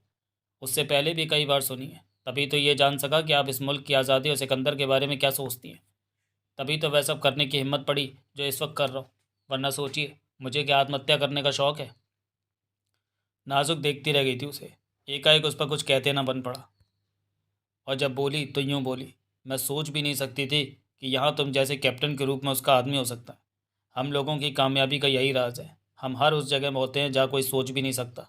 क्या तुमने सिकंदर को देखा है? उससे मिले हो? उसका साथी हूँ तो मिला क्यों नहीं होऊंगा? देखने में कैसा लगता है वह? आप खुद भी उन्हें देख सकती हैं। एकाएक नाजुक के दिमाग को झटका सा लगा। जैसे अचानक ख्याल आया हो कि अमरिंदर से क्या कह बैठी है। खुद को संभालती सी बोली, भला मैं उसे क्यों देखने लगी? मैं जानता हूँ कि आप उन्हें देखना चाहती हैं। अमरिंदर ने छुपी छुपी सी मुस्कान के साथ कहा, मैं ये भी जानता हूँ कि आप इस मुल्क को आज़ाद देखना चाहती हैं। इसका मतलब तो ये हुआ कि तुम मेरे और पापा के बीच होने वाली लगभग सभी बातें सुनते रहो। पिछले 3 महीने से महल ही में तैनात हूँ। वह पूरी तरह बेखौफ अंदाज में कहता चला गया। पहली बार इत्तेफाक से आपकी बातें कानों में पड़ गई थी, उसके बाद जानबूझकर सुनने लगा। क्या ये तुम्हारी हिमाकत नहीं थी? उसने मुस्कुराते हुए कहा। अगर मुल्क की खिदमत कर रहे शख्स की नज़र से देखा जाए तो बिल्कुल नहीं। मतलब? नाजुक ने उसे घूरा। मुझे पूरा यकीन है कि वही काम हिमाकत आज मेरे काम आएगी। क्या कहना चाहते हो? आप जानती है सिकंदर ने आज रात 12 बजे से पहले आपको अगवा करने का चैलेंज दे रखा है। अगर हमें आपका यानी उसी का सहयोग मिल जाए जिसे अगवा होना है तो आप समझ सकते हैं कि हमारा काम कितना आसान हो जाएगा। दिमाग ख़राब हो गया क्या तुम्हारा? वह मुझे अगवा करने वाला है और मैं ही सहयोग दूँ? ऐसा कहीं होता है? हो जाए तो अजूबा होगा ना। मगर और मैं अच्छी तरह जानता हूँ कि ऐसा होगा। अमरिंदर सिंह उसकी बात काट कर कहता चला गया, ऐसा इसलिए होगा क्योंकि मैं आपकी बातों से अनुमान लगा चुका हूँ कि आप खुद भी ऐसा चाहती हैं। प्लीज़ मैम, आपके पास अब मुझसे कुछ भी छुपाए रखने की गुंजाइश नहीं है। सिकंदर की कामयाबी आप 2 कारणों से चाहती हैं। पहला, आप उससे मिलने की, उसे देखने की ख्वाहिशमंद हैं। दूसरा, आप दिल से सिवाया कि आवाम को ये मैसेज देना चाहती हैं कि सिकंदर इस रियासत की हुकूमत से ऊपर है। अमरिंदर ने जो कुछ कहा उसके जवाब में नाजुक एकदम से कुछ नहीं कह सकी। बहुत देर तक वह उसकी तरफ सिर्फ देखती रही और फिर बोली, एलिस ने जिस किस्म की सुरक्षा व्यवस्था की है उसके रहते खुद भी चाहूँ तो सिकंदर मुझे अगवा नहीं कर सकता। यह सोचना उनका काम है कि उन्हें क्या कहना, क्या कैसे करना है। मेरा काम यहाँ की सुरक्षा व्यवस्था की डिटेल उन तक पहुँचाना है और उस डिटेल को जानने के लिए तुमने मुझे पकड़ा है। क्या मेरे चुनाव में कोई कमी है मैम? कहने के साथ उसने मुस्कुराती नज़रों से नाजुक की तरफ देखा था। नहीं। अब नाजुक भी खुलकर मुस्कुरा दी थी। हालांकि बहुत कुछ मेरे ही सामने हो रहा है। मैं खुद भी उसी सुरक्षा व्यवस्था का एक हिस्सा हूँ। मगर समझ सकता हूँ कि इंतज़ाम केवल उतने ही नहीं हो सकते जितने मुझे नज़र आ रहे हैं। उनके अलावा कुछ ना कुछ छिपे हुए इंतज़ाम भी ज़रूर होंगे। ठीक सोच रहे हो तुम। मैं आपसे उन्हीं छुपे हुए इंतज़ामों के बारे में जानना चाहता हूँ। बड़ी अजीब बात है। सोचने में बार बार बहुत ही अजीब लग रही है कि अपनी सुरक्षा के लिए किए गए इंतज़ाम वही उस तक पहुँचाए जो उसे अगवा करने वाला है। और कहाँ अटक गई आप? इसमें कोई शक नहीं नंबर 40 कि मैं खुद भी अगवा होना चाहती हूँ और उसके वही 2 कारण हैं जो तुमने बताए। लेकिन आप फिर अटक गई। सोचती हूँ कि पापा ठीक ही ना कह रहा हूँ। बेवकूफ़ी ही साबित ना हो ये मेरी। ठीक ही तो है ये बात कि सिकंदर को भला मेरे जज्बातों के बारे में क्या मालूम। उसके लिए तो मैं उसके सबसे बड़े दुश्मन की बीवी हूँ। पता नहीं वह मेरे साथ क्या सलूक करे। वैसा कुछ नहीं होगा। मैं उन्हें वह सब कुछ बता दूंगा जो आपके बारे में जानता हूँ। उसके बाद तो आप समझ ही सकती हैं कि नहीं, तुम उसे मेरे बारे में कुछ नहीं बताओगे। नाजुक ने उसकी बात काट कर सख्त स्वर में कहा था। अजीब बात कर रही हैं आप, अमरिंदर सिंह ने हैरत के साथ कहा। एक तरफ उनके सलूक से डर भी रही हैं, दूसरी तरफ ये भी नहीं चाहती कि मैं उन्हें कुछ बताऊं। सिकंदर को जो भी बताना होगा मैं खुद बताऊंगी। अमरिंदर सिंह चुपचाप उसे देखता रहा। वादा करो अमरिंदर, वादा करो कि तुम उसे ना तो ये बताओगे कि यहाँ की सुरक्षा व्यवस्था के बारे में तुम्हें मैंने बताया, और ना ही मेरे जज्बातों के बारे में उससे कोई जिक्र करोगे। अमरिंदर अब भी चुप रहा। नाजुक ने निर्णायक स्वर में कहा, अगर तुम मुझसे ये वादा नहीं करोगे तो मैं तुम्हें कुछ भी नहीं बताऊंगी। और अगर मैं आपसे वादा करके तोड़ दूँ, भरमाने की कोशिश मत करो मुझे। मैं अच्छी तरह जानती हूँ कि तुम वो लोग हो जो वादा करके किसी कीमत पर नहीं तोड़ते। ओके मैम, अमरिंदर ने कहा, मैं वादा करता हूँ। अगला दृश्य। और उसके बाद मैंने अमरिंदर को सब कुछ बता दिया, वह सब कुछ जो बाद में उसने तुम्हें बताया। सिकंदर की आंखों में झांकती नाजुक कहती चली गई, ये कि मेरे कक्ष में बुर्का पहनाकर मुझे नहीं, मेरी डुप्लीकेट को रखा जाएगा। एलिस ने मुझे तहखाने में रखने का निश्चय किया है। तुम समझ सकते हो, तहखाने के दोनों रास्तों के बारे में भी मैंने ही बताया था, और ये बताने वाली मैं ही थी कि ट्रॉलियों के जरिए किस तरह कुएं तक पहुंचा जाएगा। हैरत का सागर अब अकेले सिकंदर की आंखों में नहीं, उन सभी की आंखों में उमड़ा पड़ रहा था। नाजुक के चुप होने के काफ़ी देर बाद तक उनमें से किसी के मुंह से बोल तक न फूट सका। बस एक दूसरे की तरफ देखते रह गए थे वे। और नाजुक उनकी इस अवस्था का भरपूर आनंद लूटती कहती चली गई, क्या ये साबित करने के लिए मुझे कुछ और कहने की ज़रूरत है कि अगर मैंने ये सारी जानकारियाँ अमरिंदर को ना दी होती तो इस वक्त मैं किसी हालत में यहाँ नहीं होती। इस खाम ख्याली को तो जहन से निकाल दो कि अगर तुमने मदद ना की होती तो हम तुम्हें अगवा करने में कामयाब नहीं हो सकते थे। खुद को नियंत्रित कर चुके सिकंदर ने कहा, यह काम तो हमें करना ही था। अब इस तरीके से किया है कि नहीं और हालात में किसी और तरीके से किया जाता। तुम्हारे इसी कॉन्फिडेंस की तो फ़ैन हूँ मैं। कहने के साथ नाजुक ने उसके ओर बलिहारे हो जाने वाले अंदाज में देखा था। मानती हूँ कि तब भी तुम अपना चैलेंज ज़रूर पूरा करते। उसके इस अंदाज में देखने पर, खास तौर पर अपने साथियों की मौजूदगी के कारण, सिकंदर बौखला सा गया। उस बौखलाहट को छुपाने के लिए बोला, तो मैं सुबह से ही कैसे मालूम था कि एलिस तुम्हारी सुरक्षा कैसे करेगा? पूछ जो लिया था मैंने, नाजुक ने बताया, बार बार उसके दिलो दिमाग में अपने शब्दों के ये तीर चुबाकर कि तुम चाहे जितने इंतज़ाम कर लो एलिस, सिकंदर का चैलेंज न पहले कभी झूठा हुआ है ना अब होगा। वह मुझे अगवा कर लेगा। मेरे द्वारा बार बार चुभाए गए इन तीरों से आजिज़ आ गया वह, और भन्नाकर कह उठा कि मैं तुम्हें तुम्हारे कक्ष में रखूँगा ही नहीं, यहाँ तुम्हारी डुप्लीकेट होगी। असल में तुम्हें तहखाने में रखूँगा, लेकिन मेरे अलावा किसी को भी, यहाँ तक कि महाराज को भी इस बात की जानकारी नहीं होगी। उन सहित सब यही समझ रहे होंगे कि तुम अपने कक्ष में ही हो। कक्ष की हिफाजत का इंतज़ाम भी इस तरह किया जाएगा जैसे तुम वहीं हो। अब बताओ, कैसे अगवा कर लेगा वह तुम्हें? जो बात किसी को भी पता नहीं होगी वह उसी को कैसे पता लग जाएगी? और ये सब बात सुनकर मैं उसकी तारीफ़ कर उठी। कहा कि वाकई तुम्हारी इस चाल से सिकंदर मात खा जाएगा। अगर वह अगवा करने में कामयाब भी हुआ तो मेरी डुप्लीकेट को ही कर सकेगा। मुझे अब भी याद है कि मेरे इन शब्दों ने उसे ऐसा सुकून पहुंचाया था जैसे दुनिया का सबसे बड़ा तमगा मिल गया हो। लेकिन अब, जबकि तुम उस सब के बावजूद मेरे द्वारा अगवा कर ली गई हो, तो क्या वह ये सोचता हुआ तुम पर शक नहीं करेगा कि जो बात उसके अलावा सिर्फ और सिर्फ तुम्हें मालूम थी वह सिकंदर को कैसे मालूम हो सकती है? क्या तुम ये कल्पना कर रहे हो कि वह ये सोच सकता है कि अपने तहखाने में होने की बात मैंने खुद सिकंदर तक पहुंचाई होगी? उसने जिसे अगवा होना था। सिकंदर चुप रह गया। इसलिए चुप रह गया क्योंकि किसी भी तर्क से वह यह बात साबित नहीं कर सकता था कि एलिस 7 जन्म तक भी ऐसा सोच सकता है। जबकि नाजुक कहती चली गई, कुछ नहीं सोचेगा सिकंदर। उस सहित कोई भी इससे आगे कुछ नहीं सोचेगा कि तुम एक चमत्कारी लड़के हो। यह भी एक वैसा ही चमत्कार है जैसे चमत्कार तुम अक्सर करते रहे हो। और फिर, हाँ हाँ बोलो, चुप क्यों हो गई? जिस अवस्था में उसे मेरी लाश मिलेगी उसके बाद तो उसके पास इस एंगल पर सोचने के लिए कुछ रह ही नहीं जाएगा। क्या तुम ये समझती हो कि तुम्हारे ये सब बताने के बाद भी हम तुम्हारे साथ वही सलूक करेंगे? उसने ज़ोर देकर कहा। करना चाहिए। इससे पहले कि सिकंदर कुछ कहता, अल्ताफ बोल उठा, मैं कुछ कहना चाहता हूँ सिकंदर। बोलो। सिकंदर उसकी तरफ मुखातिब हुआ, इसके सामने नहीं। अब बोलो। सिकंदर ने गुफा के उस हिस्से में पहुंचने के बाद कहा जहां उनके अलावा कोई नहीं था। क्या कहना चाहते हो? अल्ताफ अटकता हुआ बोला, मेरे ख्याल से इस बात की पुष्टि होनी चाहिए कि उसने जो कहा है वह सच है। मैं भी यही कहना चाहता हूँ, अवतार ने कहा। हमें आंखें मूंद कर उसके हर बात पर यकीन नहीं कर लेना चाहिए। बड़ी अजीब बातें कर रही है वह, राहुल बोला। एक तरफ यह साबित किया कि वह देशभक्त है, अपने ही द्वारा दी गई इन्फॉर्मेशन की वजह से अगवा हुई है। दूसरी तरफ कहती है कि हमें उसके साथ रेप करना चाहिए। उसकी लाश उसी पोजीशन में एलिस के सामने पहुंचानी चाहिए जिसमें उसने हमारे साथियों की लाशें पहुंचाई थी। हरविंदर ने कहा, मेरे ख्याल से तो बहुत ही उम्दा किस्म का ड्रामा कर रही है वह। अच्छी तरह जानती है कि वह सब सुनने के बाद हम वह सब कर ही नहीं सकते जो, सो कहने में क्या अर्ज़ है? तुम क्या सोचती हो? सिकंदर ने निखार की तरफ देखा। निखार ने तुरंत कहा, पहले तुम अपनी सोचों को उजागर करो। हमारे लिए उन्हें जानना बेहद ज़रूरी है। मेरे ख्याल से वह सच बोल रही है। करेक्ट, यही ख्याल था मेरा। हरविंदर सिंह ने मज़ा लेने वाले अंदाज में कहा। यह कि तुम्हारा ख्याल सही यही होगा। क्यों? तुम्हारा ख्याल ऐसा क्यों था? क्योंकि जिन नज़रों से वह तुम्हें देख रही थी, जितने खुले अंदाज और अल्फाजों में कबूल कर रही है कि वह तुम्हारी फ़ैन ही नहीं बल्कि तुमसे मोहब्बत करती है, उस सब के बाद तुम्हारा ख्याल यही होना चाहिए था। क्यों दोस्तों? कहने के साथ वह बाकियों की तरफ घूमा। हरविंदर, इस बार सिकंदर खान गुर्रा उठा। इस किस्म के अल्फाज तुम्हें सोच समझकर अपने मुंह से निकालने चाहिए। सोच समझकर ही निकालें। सिकंदर की गुर्राहट सुनकर हरविंदर को ही नहीं सबको मज़ा आया था। और फिर इसमें बुराई भी क्या? ये तो तुम खुद ही कबूल कर चुके हो कि मोहब्बत करना गुनाह नहीं होता। अगर वह एक अंग्रेज़ की ब्याता होने के बावजूद तुमसे मोहब्बत करती है तो इसमें तुम कर ही क्या सकते हो? सिकंदर दहाड़ उठा। तुम मुझ पर इल्ज़ाम लगा रहे हो। उसके इस दहाड़ पर अकेला हरविंदर ही नहीं, बाकी चारों भी मज़ा लेने वाले अंदाज में हौले हौले मुस्कुरा उठे थे। अवतार ने तो उसे चिढ़ाने के लिए भी कह दिया।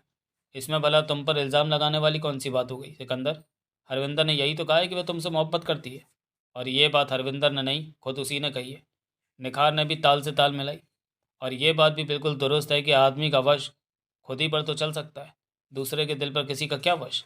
अगर वह अपने सिकंदर से मोहब्बत करती है तो सिकंदर इसमें क्या कर सकता है? अल्ताफ़ ने भी चुटकी ली। ये उसका दिल का मामला है जिस पर किसी का कोई ज़ोर नहीं चलता। ज़ोर तो किसी का अपने दिल पर भी नहीं चलता, राहुल बोला। जाने कब किस पर आ जाए। तभी तो आ गया। ना आया होता तो अपने सिकंदर को बगैर किसी सबूत के सच बोलती क्यों नज़र आ रही होती? वह जालिम। बगैर सबूत की बात नहीं कर रहा हूँ मैं, बुरी तरह भरना हुए सिकंदर ने कहा। मैंने जो ये कहा है कि वह सच बोलती लग रही है उसके कारण है। ओह, अवतार बोला। कारण भी एक नहीं अनेक हैं, पर वो कारण हमें भी तो पता लगने चाहिए। चुटकी लेता अल्ताफ़ का लहजा व्यंग से सराबोर था।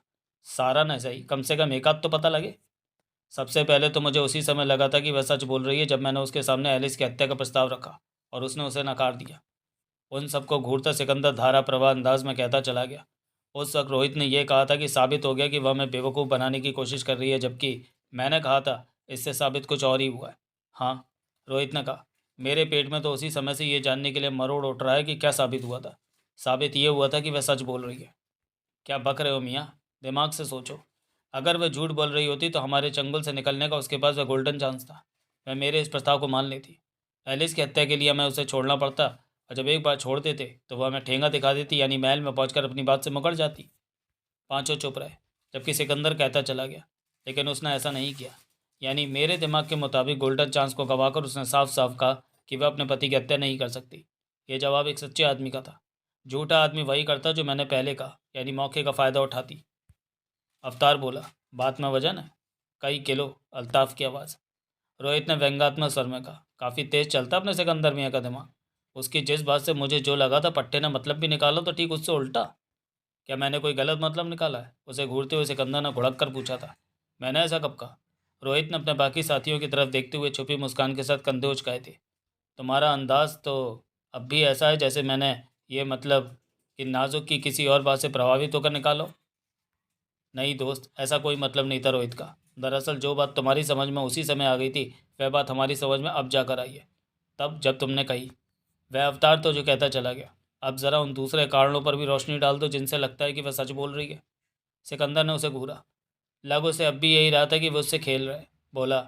मेरे दिमाग का फ्यूज़ तो उसके मुंह से नंबर 40 सुनकर ही उड़ गया था। तुम इसलिए कुछ नहीं समझे थे क्योंकि खुद भी नहीं जानते थे कि नंबर 40 का मतलब क्या है। सिर्फ मुझे मालूम था कि नंबर 40 का मतलब कैप्टन अमरिंदर सिंह है और वह महल में तैनात है। उसके बाद जो कुछ उसने बताया वह खुद ब खुद साबित करता है कि वह सच्ची है। वे बातें किसी और को पता हो ही नहीं सकती जो अमरिंदर सिंह ने मुझे बताई। अवतार ने पूछा। जब अमरिंदर सिंह ने तुम्हें यह सूचना पहुंचाई कि नाजुक के कक्ष में डुप्लीकेट नाजुक को रखा जाएगा, असली नाजुक तहखाने में रहेगी, और तहखाने के बारे में पूरी डिटेल भी बताई, तब क्या तुमने अमरिंदर सिंह से यह नहीं पूछा कि यह अत्यंत गोपनीय इन्फॉर्मेशन उसे कहाँ से मिली? पूछा था, मगर उसने बताया नहीं। बस इतना ही कहा कि इस सवाल का जवाब वह बाद में देगा। मैं ये विश्वास रखूँ कि ये इन्फॉर्मेशन 100% दुरुस्त है, और मैं इनके बेस पर बगैर ज़रा भी हिचके नाजुक को अगवा करने का प्लान बना सकता हूँ। और वही तुमने किया। जाहिर है। उसके इस जवाब के बाद कुछ देर के लिए उनके बीच खामोशी छा गई। ऐसा लगा था जैसे बोलने के लिए किसी के पास कुछ रह ही ना गया हो। अंततः अल्ताफ़ ने कहा। मान गए, बल्कि कहना चाहिए कि मानना पड़ा। लड़की सच बोल रही है। एक एक शब्द। रोहित अब भी सिकंदर से मज़ा लेने के मूड में था।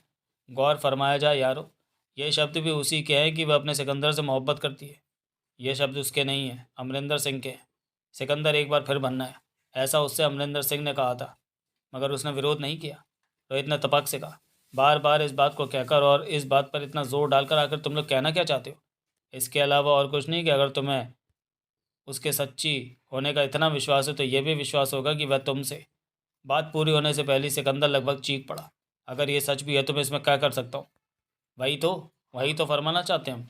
अवतार ने एक एक लफ्ज़ को घोंटा। तुम इसमें क्या कर सकते हो? जब किसी को यह विश्वास हो जाता है कि सामने वाली मुझसे मोहब्बत करती है तो उसकी ऐसी बातें भी सच नज़र आने लगती है जो असल में सच नहीं होती। ऐसी मैं उसकी कौन सी बात पर विश्वास कर रहा हूँ? इतना क्या कम है कि उसने कहा और तुमने विश्वास कर लिया कि वह सब सच है? अल्ताफ बोला। अमरिंदर सिंह से उसके कहे की पुष्टि तक करने को तैयार नहीं हो तुम? किसने कहा कि मैं अमरिंदर सिंह से उसके कहे की पुष्टि नहीं करूँगा? सिकंदर अब भी बुरी तरह भन्ना रहा था। पुष्टि करने की ज़रूरत ही कहाँ महसूस कर रहे हो? उससे पहले ही मानकर चल रहे हो कि वह सच बोल रही है। गलत फहमी है तुम्हारी। अंतिम रूप से मैं कुछ भी मानकर नहीं चल रहा। सिर्फ वह संभावना व्यक्त की है जो तर्कों की रोशनी में नज़र आती है। उसके बारे में कोई भी फैसला करने से पहले एक बार अमरिंदर सिंह से तो बात करनी ही होगी। मतलब ये हुआ कि अपने सिकंदर का दिमाग अभी भी काम कर रहा है। ये बात हरविंदर ने कही। वह भले ही इससे मोहब्बत करती हो लेकिन अभी तक ये जनाब उसकी मोहब्बत में गिरफ्तार नहीं हुए, क्योंकि जिसे मोहब्बत हो जाती है सबसे पहले उसके दिमाग की कीच निकलती है। कैप्टन अमरिंदर सिंह उल्टा लटका हुआ था। ना सिर्फ लटका हुआ था बल्कि तहखाने के उस छोटे से कक्ष में उसकी चीखें भी गूंज रही थी।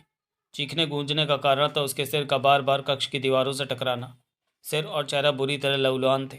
अनेक जख्म बन चुके थे वहाँ। अगर ये कहा जाए तो गलत नहीं होगा कि उसके खून से कक्ष का सारा फर्श रंग चुका था। छत के बीचों बीच लोहे का एक कुंदा था। कुंदे से अटैच जंजीर लटकी हुई थी। जंजीर के निचले सिरे पर लोहे का एक रिंग था और रिंग में अटकी हुई थी अमरिंदर सिंह की दोनों टांगें। सिर फर्श की तरफ था। हाथ एक रस्सी की मदद से पीठ पर बंधे हुए थे।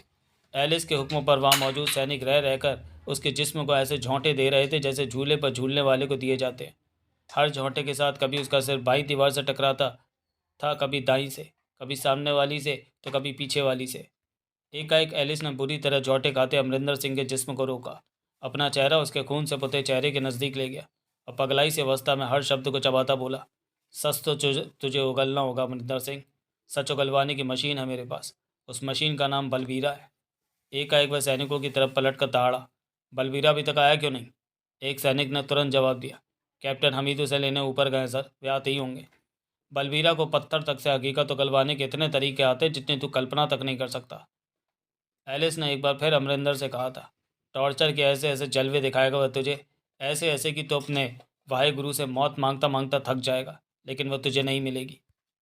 आप मेरा यकीन क्यों नहीं कर रहे हैं एलिस साहब?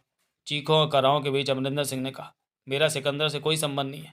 मैं हमेशा से महाराज का वफादार रहूँ और नहीं मानेगा। तू नहीं मानेगा अमरिंदर सिंह? क्यों नहीं समझ रहा इस बात को कि हमारा वफादार होने की तेरी कलई खुल चुकी है। हम समझ चुके हैं कि सब तेरे ही किया धरा है। दहाड़ने के साथ इस बार खुद अब्दुल गनी ने उसे ज़ोर से ढकेला तो जंजीर पर झूलता हुआ उसका जिस्म पीछे वाली दीवार की तरफ लपका। सिर्फ इस बार मस्तक की तरफ से दीवार से टकराया। एक बार फिर हलक से चीख निकली। यह सब उस कक्ष में हो रहा था, उसी कक्ष में जिसके एक कोने में गुलशन कुर्सी के साथ बंधा बैठा था। वह उस सबको अपनी आंखों से देख रहा था। यदि ये कहा जाए तो गलत नहीं होगा कि जो कुछ अमरिंदर के साथ हो रहा था उसे देखकर गुलशन की रूह फना हुई जा रही थी। टॉर्चर उसे भी किया गया था, मगर जो जो तरीके अमरिंदर सिंह पर अपनाए गए थे या अपनाए जा रहे थे उसे तो उनका पासंग भी नहीं झेलना पड़ा था। बस यही लग रहा था बार बार कि अगर ये सब उसके साथ किया जाता तो वह शायद डटा नहीं रह सकता था, जबकि अमरिंदर से उस सबके बावजूद नहीं टूटा था। और अब बार बार किसी बलवीरा का नाम लिया जा रहा था। कहा जा रहा था कि वह टॉर्चर का एक्सपर्ट है। अमरिंदर के साथ आखिर और अब वह क्या करेगा? दीवार से टकराने के बाद उसका जिस्म जब फर्श पर खून की बूंदें टपकाता वापस एलिस की तरफ आया तो उसने उसके नीचे को लटके लंबे बाल पकड़कर ऐसे अंदाज में कहा जैसे शब्दों को कुचल कुचल कर खा रहा हो, कैसे यकीन कर लूँ पागल कुत्ते, कैसे यकीन कर लूँ कि तू सच बोल रहा है? मेरे कक्ष में उस वक्त मेरे और महाराज के अलावा तुझ सहित सिर्फ 10 कैप्टन्स गुलशन, हकीम शैफुद्दीन और सिद्दीकी थे। गुलशन तेरे सामने, इसने खुद बताया कि तिल्ली जलाने वाले कैप्टन पर इसने गोली नहीं चलाई। इसका मतलब गोली किसी और ने चलाई। उसी को तलाश करने के लिए मैंने सबके रिवॉल्वर चेक किए। अपनी नाक से सूंघा है एक एक रिवॉल्वर को। तेरे अलावा किसी और के रिवॉल्वर से बारूद की कोई गंध नहीं आई। इससे जाहिर है कि वह गोली तू नहीं चलाई थी। बुरी तरह जख्मी अमरिंदर कराहों के बीच एक बार फिर कहता चला गया, मुझे नहीं पता सर कि ऐसा कैसे हुआ। क्यों मेरे रिवॉल्वर से बारूद की गंध आई? तो फिर एक गोली कम क्यों थी तेरे रिवॉल्वर में? वो तो मैंने खुद ही कम डाली थी, जबकि ऐसा कभी नहीं होता। हर ऑफिसर हमेशा अपना रिवॉल्वर फुल रखता है। जैसे शब्द ही एलिस का भोजन थे। दोनों संयोग एक ही साथ हो गए। रिवॉल्वर में एक गोली भी तूने कम डाली थी और गंध भी उसी से आ रही थी। क्या सोचता है तू? क्या दुनिया का कोई भी आदमी तेरी इस बकवास पर यकीन कर सकता है? मेरा दुर्भाग्य है कि दोनों संयोग एक ही साथ हो गए। तीसरे संयोग को भूल गया शायद तू। एलिस ने व्यंग्य किया। तीसरा कौन सा संयोग? महल महल के बगीचे में उस वक्त भी तेरी ही ड्यूटी थी, जिस वक्त सिकंदर के लेटर से लैस तीर दीवाने खास में आया। अमरिंदर चुप रह गया। और अब चौथे संयोग पर आता हूँ। चौथा संयोग? रसोइया का बयान है कि किचन से नाजुक के कक्ष तक नाजुक की डुप्लीकेट कंटेनर तू ही लेके गया था। तो एलिस ने एक बार फिर हर शब्द चबाया। यानी वह शख्स तू और सिर्फ तू था जिसके पास इतना मौका था कि उसके डिनर में कोई ऐसी दवा मिला दे जिससे उसके पेट में दर्द हो जाए। अमरिंदर सिंह को एक बार फिर चुप रह जाना पड़ा, जबकि एलिस कहता चला जा रहा था, इतने संयोगों के बावजूद अगर तू समझता है कि हम तेरी बात पर यकीन कर सकते हैं तो तुझसे बड़ा बेवकूफ़ दुनिया में दूसरा कोई नहीं हो सकता। अब तो मुझे खुद ब खुद इस सवाल का जवाब भी मिल चुका है कि सिकंदर के बाद तहखाने के चप्पे चप्पे भी जानकारी किसने पहुंचाई, और इस सवाल का भी कि असली नाजुक के तहखाने में होने की बात उसे कैसे पता लग गई। घर का भेदी जब उसके साथ था तो ये बात मुझे ही कहाँ पता थी एलिस साहब के कक्ष में मौजूद नाजुक मेम साहब नकली हैं और असली को तहखाने में रखा गया है। यही तो पूछा जा रहा है तो उससे, ये कि ये बात तूने कैसे पता लगा कर सिकंदर तक पहुंचाई? जो मैंने किया नहीं उस बारे में आपको क्या बता सकता हूँ? बताएगा तो सब कुछ बताएगा।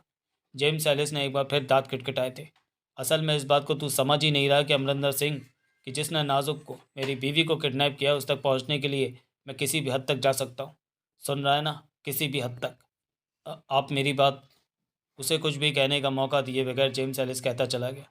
तुझे यह भी बताना होगा कि तेरे अलावा सेना में वे और कौन कौन है जो सिकंदर के लिए काम करते हैं। कौन है वह जिसने ऐन वक्त पर लाइट गुल की? कौन है वह जिसने अंधेरे के दरमियान नाजुक की डुप्लीकेट को नाजुक के कक्ष से निकालकर बेहोश करने के लिए बाद किचन में डाला? किचन में? हाँ, वहीं से मिली है वह। एलिस गुर्राया। मैंने पहले ही कहा था कि उसे लेकर कोई महल से बाहर नहीं निकल सकता। उसी ने बताया कि अंधेरे में जब वह दर्द से झटपटा रही थी तो किसी ने उसे कुछ सुंघाया जिसके कारण वह बेहोश हो गई। उसके बाद उसे कुछ नहीं पता कि क्या हुआ, मगर साफ जाहिर है यह काम तेरे ही जैसे किसी दूसरे विभीषण ने किया था। उसे शायद सिकंदर ने केवल इतना ही काम सौंपा था कि वह उसे वहाँ से उठाकर किचन में डाल दे, ताकि उसके कक्ष से गायब होने पर महल में पैनिक फैले, और जब तक वह किचन से किसी को मिले तब तक असली नाजुक किडनैप हो चुके। मानना पड़ेगा, सिकंदर का प्लान बहुत ही सुदृढ़ था। वह प्लान जो उसने तुझ जैसे विभीषणों के बूते पर बनाया था। मेरी समझ में कुछ नहीं आ रहा कि आप क्या कह रहे हैं। आ जाएगा, मुझे पूरा यकीन है कि बलबीरा के जलवे देखने के बाद तेरी समझ में सब कुछ आ जाएगा। कहने के बाद एक बार फिर वह सैनिकों की तरफ मुखातिब होता कर जा। कहाँ मर गया कैप्टन हमीद? बलबीरा को लेकर वह अभी तक आया क्यों नहीं? बलबीरा हाजिर है सर। कक्ष में ऐसी आवाज़ गूंजी जैसे अलार्म घड़ी का अलार्म बजाओ। सबकी, एलिस सही सबकी नज़रें एक ही झटके में दरवाजे की तरफ घूम गई, क्योंकि आवाज़ वहीं से आई थी। बातों ही बातों में बलबीरा का इतना हवा खड़ा कर दिया गया था कि उल्टे लटके अमरिंदर तक ने भी उधर देखा। चौड़े चेहरे और बड़ी बड़ी मूँछों वाला वह एक ऐसा शख्स था जो देखने मात्र से शख्स कम, दो टांगों पर चलने वाला जानवर ज़्यादा लगता था। पहाड़ जैसे जिस्म वाले बलबीरा का कद किसी भी तरह 6 फुट से कम नहीं था। सिर छोटे मोटे तरबूज जैसा था। एक भी बाल नहीं था उस पर। आंखें इस कदर सुर्ख थी जैसे चौबीसों घंटे धतूरे के नशे में रहता हूँ। ऊपरी जिस्म नग्न था, केवल जनेऊ नजर आ रहा था वहाँ। निचले जिस्म पर धोती, पैरों में नुकीली जूतियाँ। हालांकि दरवाजे पर उसकी बगल में कैप्टन हमीद भी खड़ा था, मगर उस पर किसी की निगाहें नहीं थी। सब उसी को देख रहे थे, उसे जो गोश्त का काला पहाड़ सा लगता था। उसे देखकर जेम्स एलिस के चेहरे पर ऐसे भाव उभरे थे जैसे रेगिस्तान में भटके राही को पानी का झरना नजर आ गया। बड़ी उम्मीदों के साथ उसकी तरफ बढ़ता हुआ बोला, तू समझ सकता है बलवीरा कि मेरे पास ज़्यादा वक्त नहीं है। बहुत जल्दी मुंह खुलना चाहिए इसका। मैं सिकंदर और उसके साथियों को नाजुक के साथ कुछ भी बुरा करने का वक्त नहीं दे सकता। बलवीरा ने अपनी स्वर आंखें उल्टे लटके अमरिंदर सिंह पर जमाई और उसकी तरफ बढ़ता बोला, मुझे से ये बता दिया जाए कि इससे उगलवाना क्या क्या है। यह कि मेन स्विच किसने ऑफ किया? कौन लोग हैं वे जिन्होंने अंधेरा होते ही धमाके किए और गोलियां चलाई? तुझे इससे यह भी उगलवाना है कि नाजुक को किडनैप करके कहाँ ले जाया गया है, और ये भी कि सिकंदर का हेडक्वार्टर कहाँ है। हाथ खोल दो इसके। बलबीरा ने उसके नज़दीक पहुंचकर कहा था। बेचारे को कष्ट हो रहा होगा। सैनिकों ने एलिस की तरफ देखा। नजरें ऐसी थी जैसे उसकी इजाज़त चाहते हो। मेरी तरफ क्या देख रहे हो? एलिस गरजा। वह करो जो बलबीरा कहता है। सैनिकों ने ऐसी चुस्ती फुर्ती के साथ हुक्मों का पालन किया जैसे डर हो कि अगर ज़रा भी देर हो गई तो जिस पोजीशन में अमरिंदर लटका हुआ है उस पोजीशन में उन्हें लटका दिया जाएगा। अमरिंदर के हाथ आज़ाद होते ही फर्श की तरफ झूल गए। बलबीरा का दूसरा आदेश, अब इसे खींचकर सामने वाली दीवार से सटा दो। तुरंत वैसा कर दिया गया। अपने चौड़े चौड़े पैरों से धरती को रौंदता सा बलवीरा भी उसके साथ ही दीवार के नज़दीक पहुंच गया था। तीसरा आदेश, इसका दायां हाथ दीवार से सटा दो। हुक्म का पालन हुआ। बलबीरा ने अपनी धोती की फैंट से एक बड़ी सी कील और हथौड़ी निकालते हुए अमरिंदर से कहा, मैं तुझसे कोई सवाल नहीं पूछूंगा क्योंकि एलिस साहब के सवाल सुन तो लिए ही हैं तूने। जब जवाब देने का मन हो तो बस इतना कहना कि मैं तैयार हूँ। अपनी बात खत्म करते करते बलबीरा ने कील की नोक उसकी उस हथेली के बीचों बीच रख दी थी जो दीवार से सटी थी। और तब जब उसने कील के पिछले हिस्से पर हथौड़ी की जोरदार चोट की तो कक्ष में अमरिंदर सिंह के मुंह से निकली ऐसी चीख गूंजी कि क्या एक ही झटके में हलाल हो गए बकरे की मुंह से निकलती होगी। लगभग वैसी ही चीख गुलशन के मुंह से भी निकली थी। अमरिंदर की हथेली से उड़े खून के छींटों ने बलबीरा के ही नहीं, उन सैनिकों के चेहरे भी रंग दिए जो उसकी हथेली पकड़े हुए थे। उन तक के चेहरों पर दहशत के भाव उभर आए थे। कील की नोक हथेली को पार करके दीवार से जा मिली थी। बलबीरा ने सैनिकों से कहा, फिलहाल तुम्हारा काम खत्म हो चुका है, दूर जाकर खड़े हो जाओ। सैनिक तो जैसे चाहते ही ऐसा कुछ थे। अगर ये कहा जाए तो गलत ना होगा कि एक ही झटके में बलबीरा ने जो किया था उससे उन तक की रूह फना हो गई थी। उनके दूर जाते ही बलबीरा ने अमरिंदर से कहा, सुन चुका है ना तू, एलिस साहब पर ज़्यादा वक्त नहीं है। कहने के साथ ही उसने कील के पिछले हिस्से पर हथौड़ी की दूसरी चोट की। इस बार हथेली को बेधता कील का 25% हिस्सा दीवार में जा गड़ा। अमरिंदर के मुंह से अब चीखें नहीं टकराहटें निकल रही थीं। उस वक्त दर्द भरी ज़बरदस्त बिलबिलाहट के साथ अमरिंदर का दिमाग भी बुरी तरह झंझना उठा जब बलबीरा ने कील पर तीसरी चोट करने के लिए उसके बाएं हाथ में एक कागज़ पकड़ा दिया था। यह हरकत उसने कक्ष में मौजूद अन्य सभी से छुपाकर की थी और किसी का ध्यान उसकी इस हरकत पर जाए भी नहीं, इसलिए कील पर एक के बाद एक हथौड़े की चोट करता चला गया। चीख जितना भयंकर रूप धारण करके अमरिंदर के अलग से निकल रही थी, उसके उस हाथ की मुट्ठी उतनी ही सख्ती से भिसती चली जा रही थी जिसमें बलबीरा का दिया कागज़ था। चीखें उस वक्त तक उसके मुंह से निकलती नहीं जब तक दायां हाथ पूरी तरह दीवार के साथ चिपक नहीं गया, और जब वह चिपक गया तो चीखें निकलनी बंद हो गई, जिसमें ढीला पड़ गया। एलिस ने कहा, मैं बेहोश हो गया बलबीरा। बलबीरा ने इस तरह अमरिंदर की तरफ देखा जैसे इस बात पर उसका ध्यान एलिस के कहने पर ही गया। अमरिंदर के बाएं हाथ की मुट्ठी पूरी तरह सख्ती के साथ बंद थी। नाजुक ने पूछा,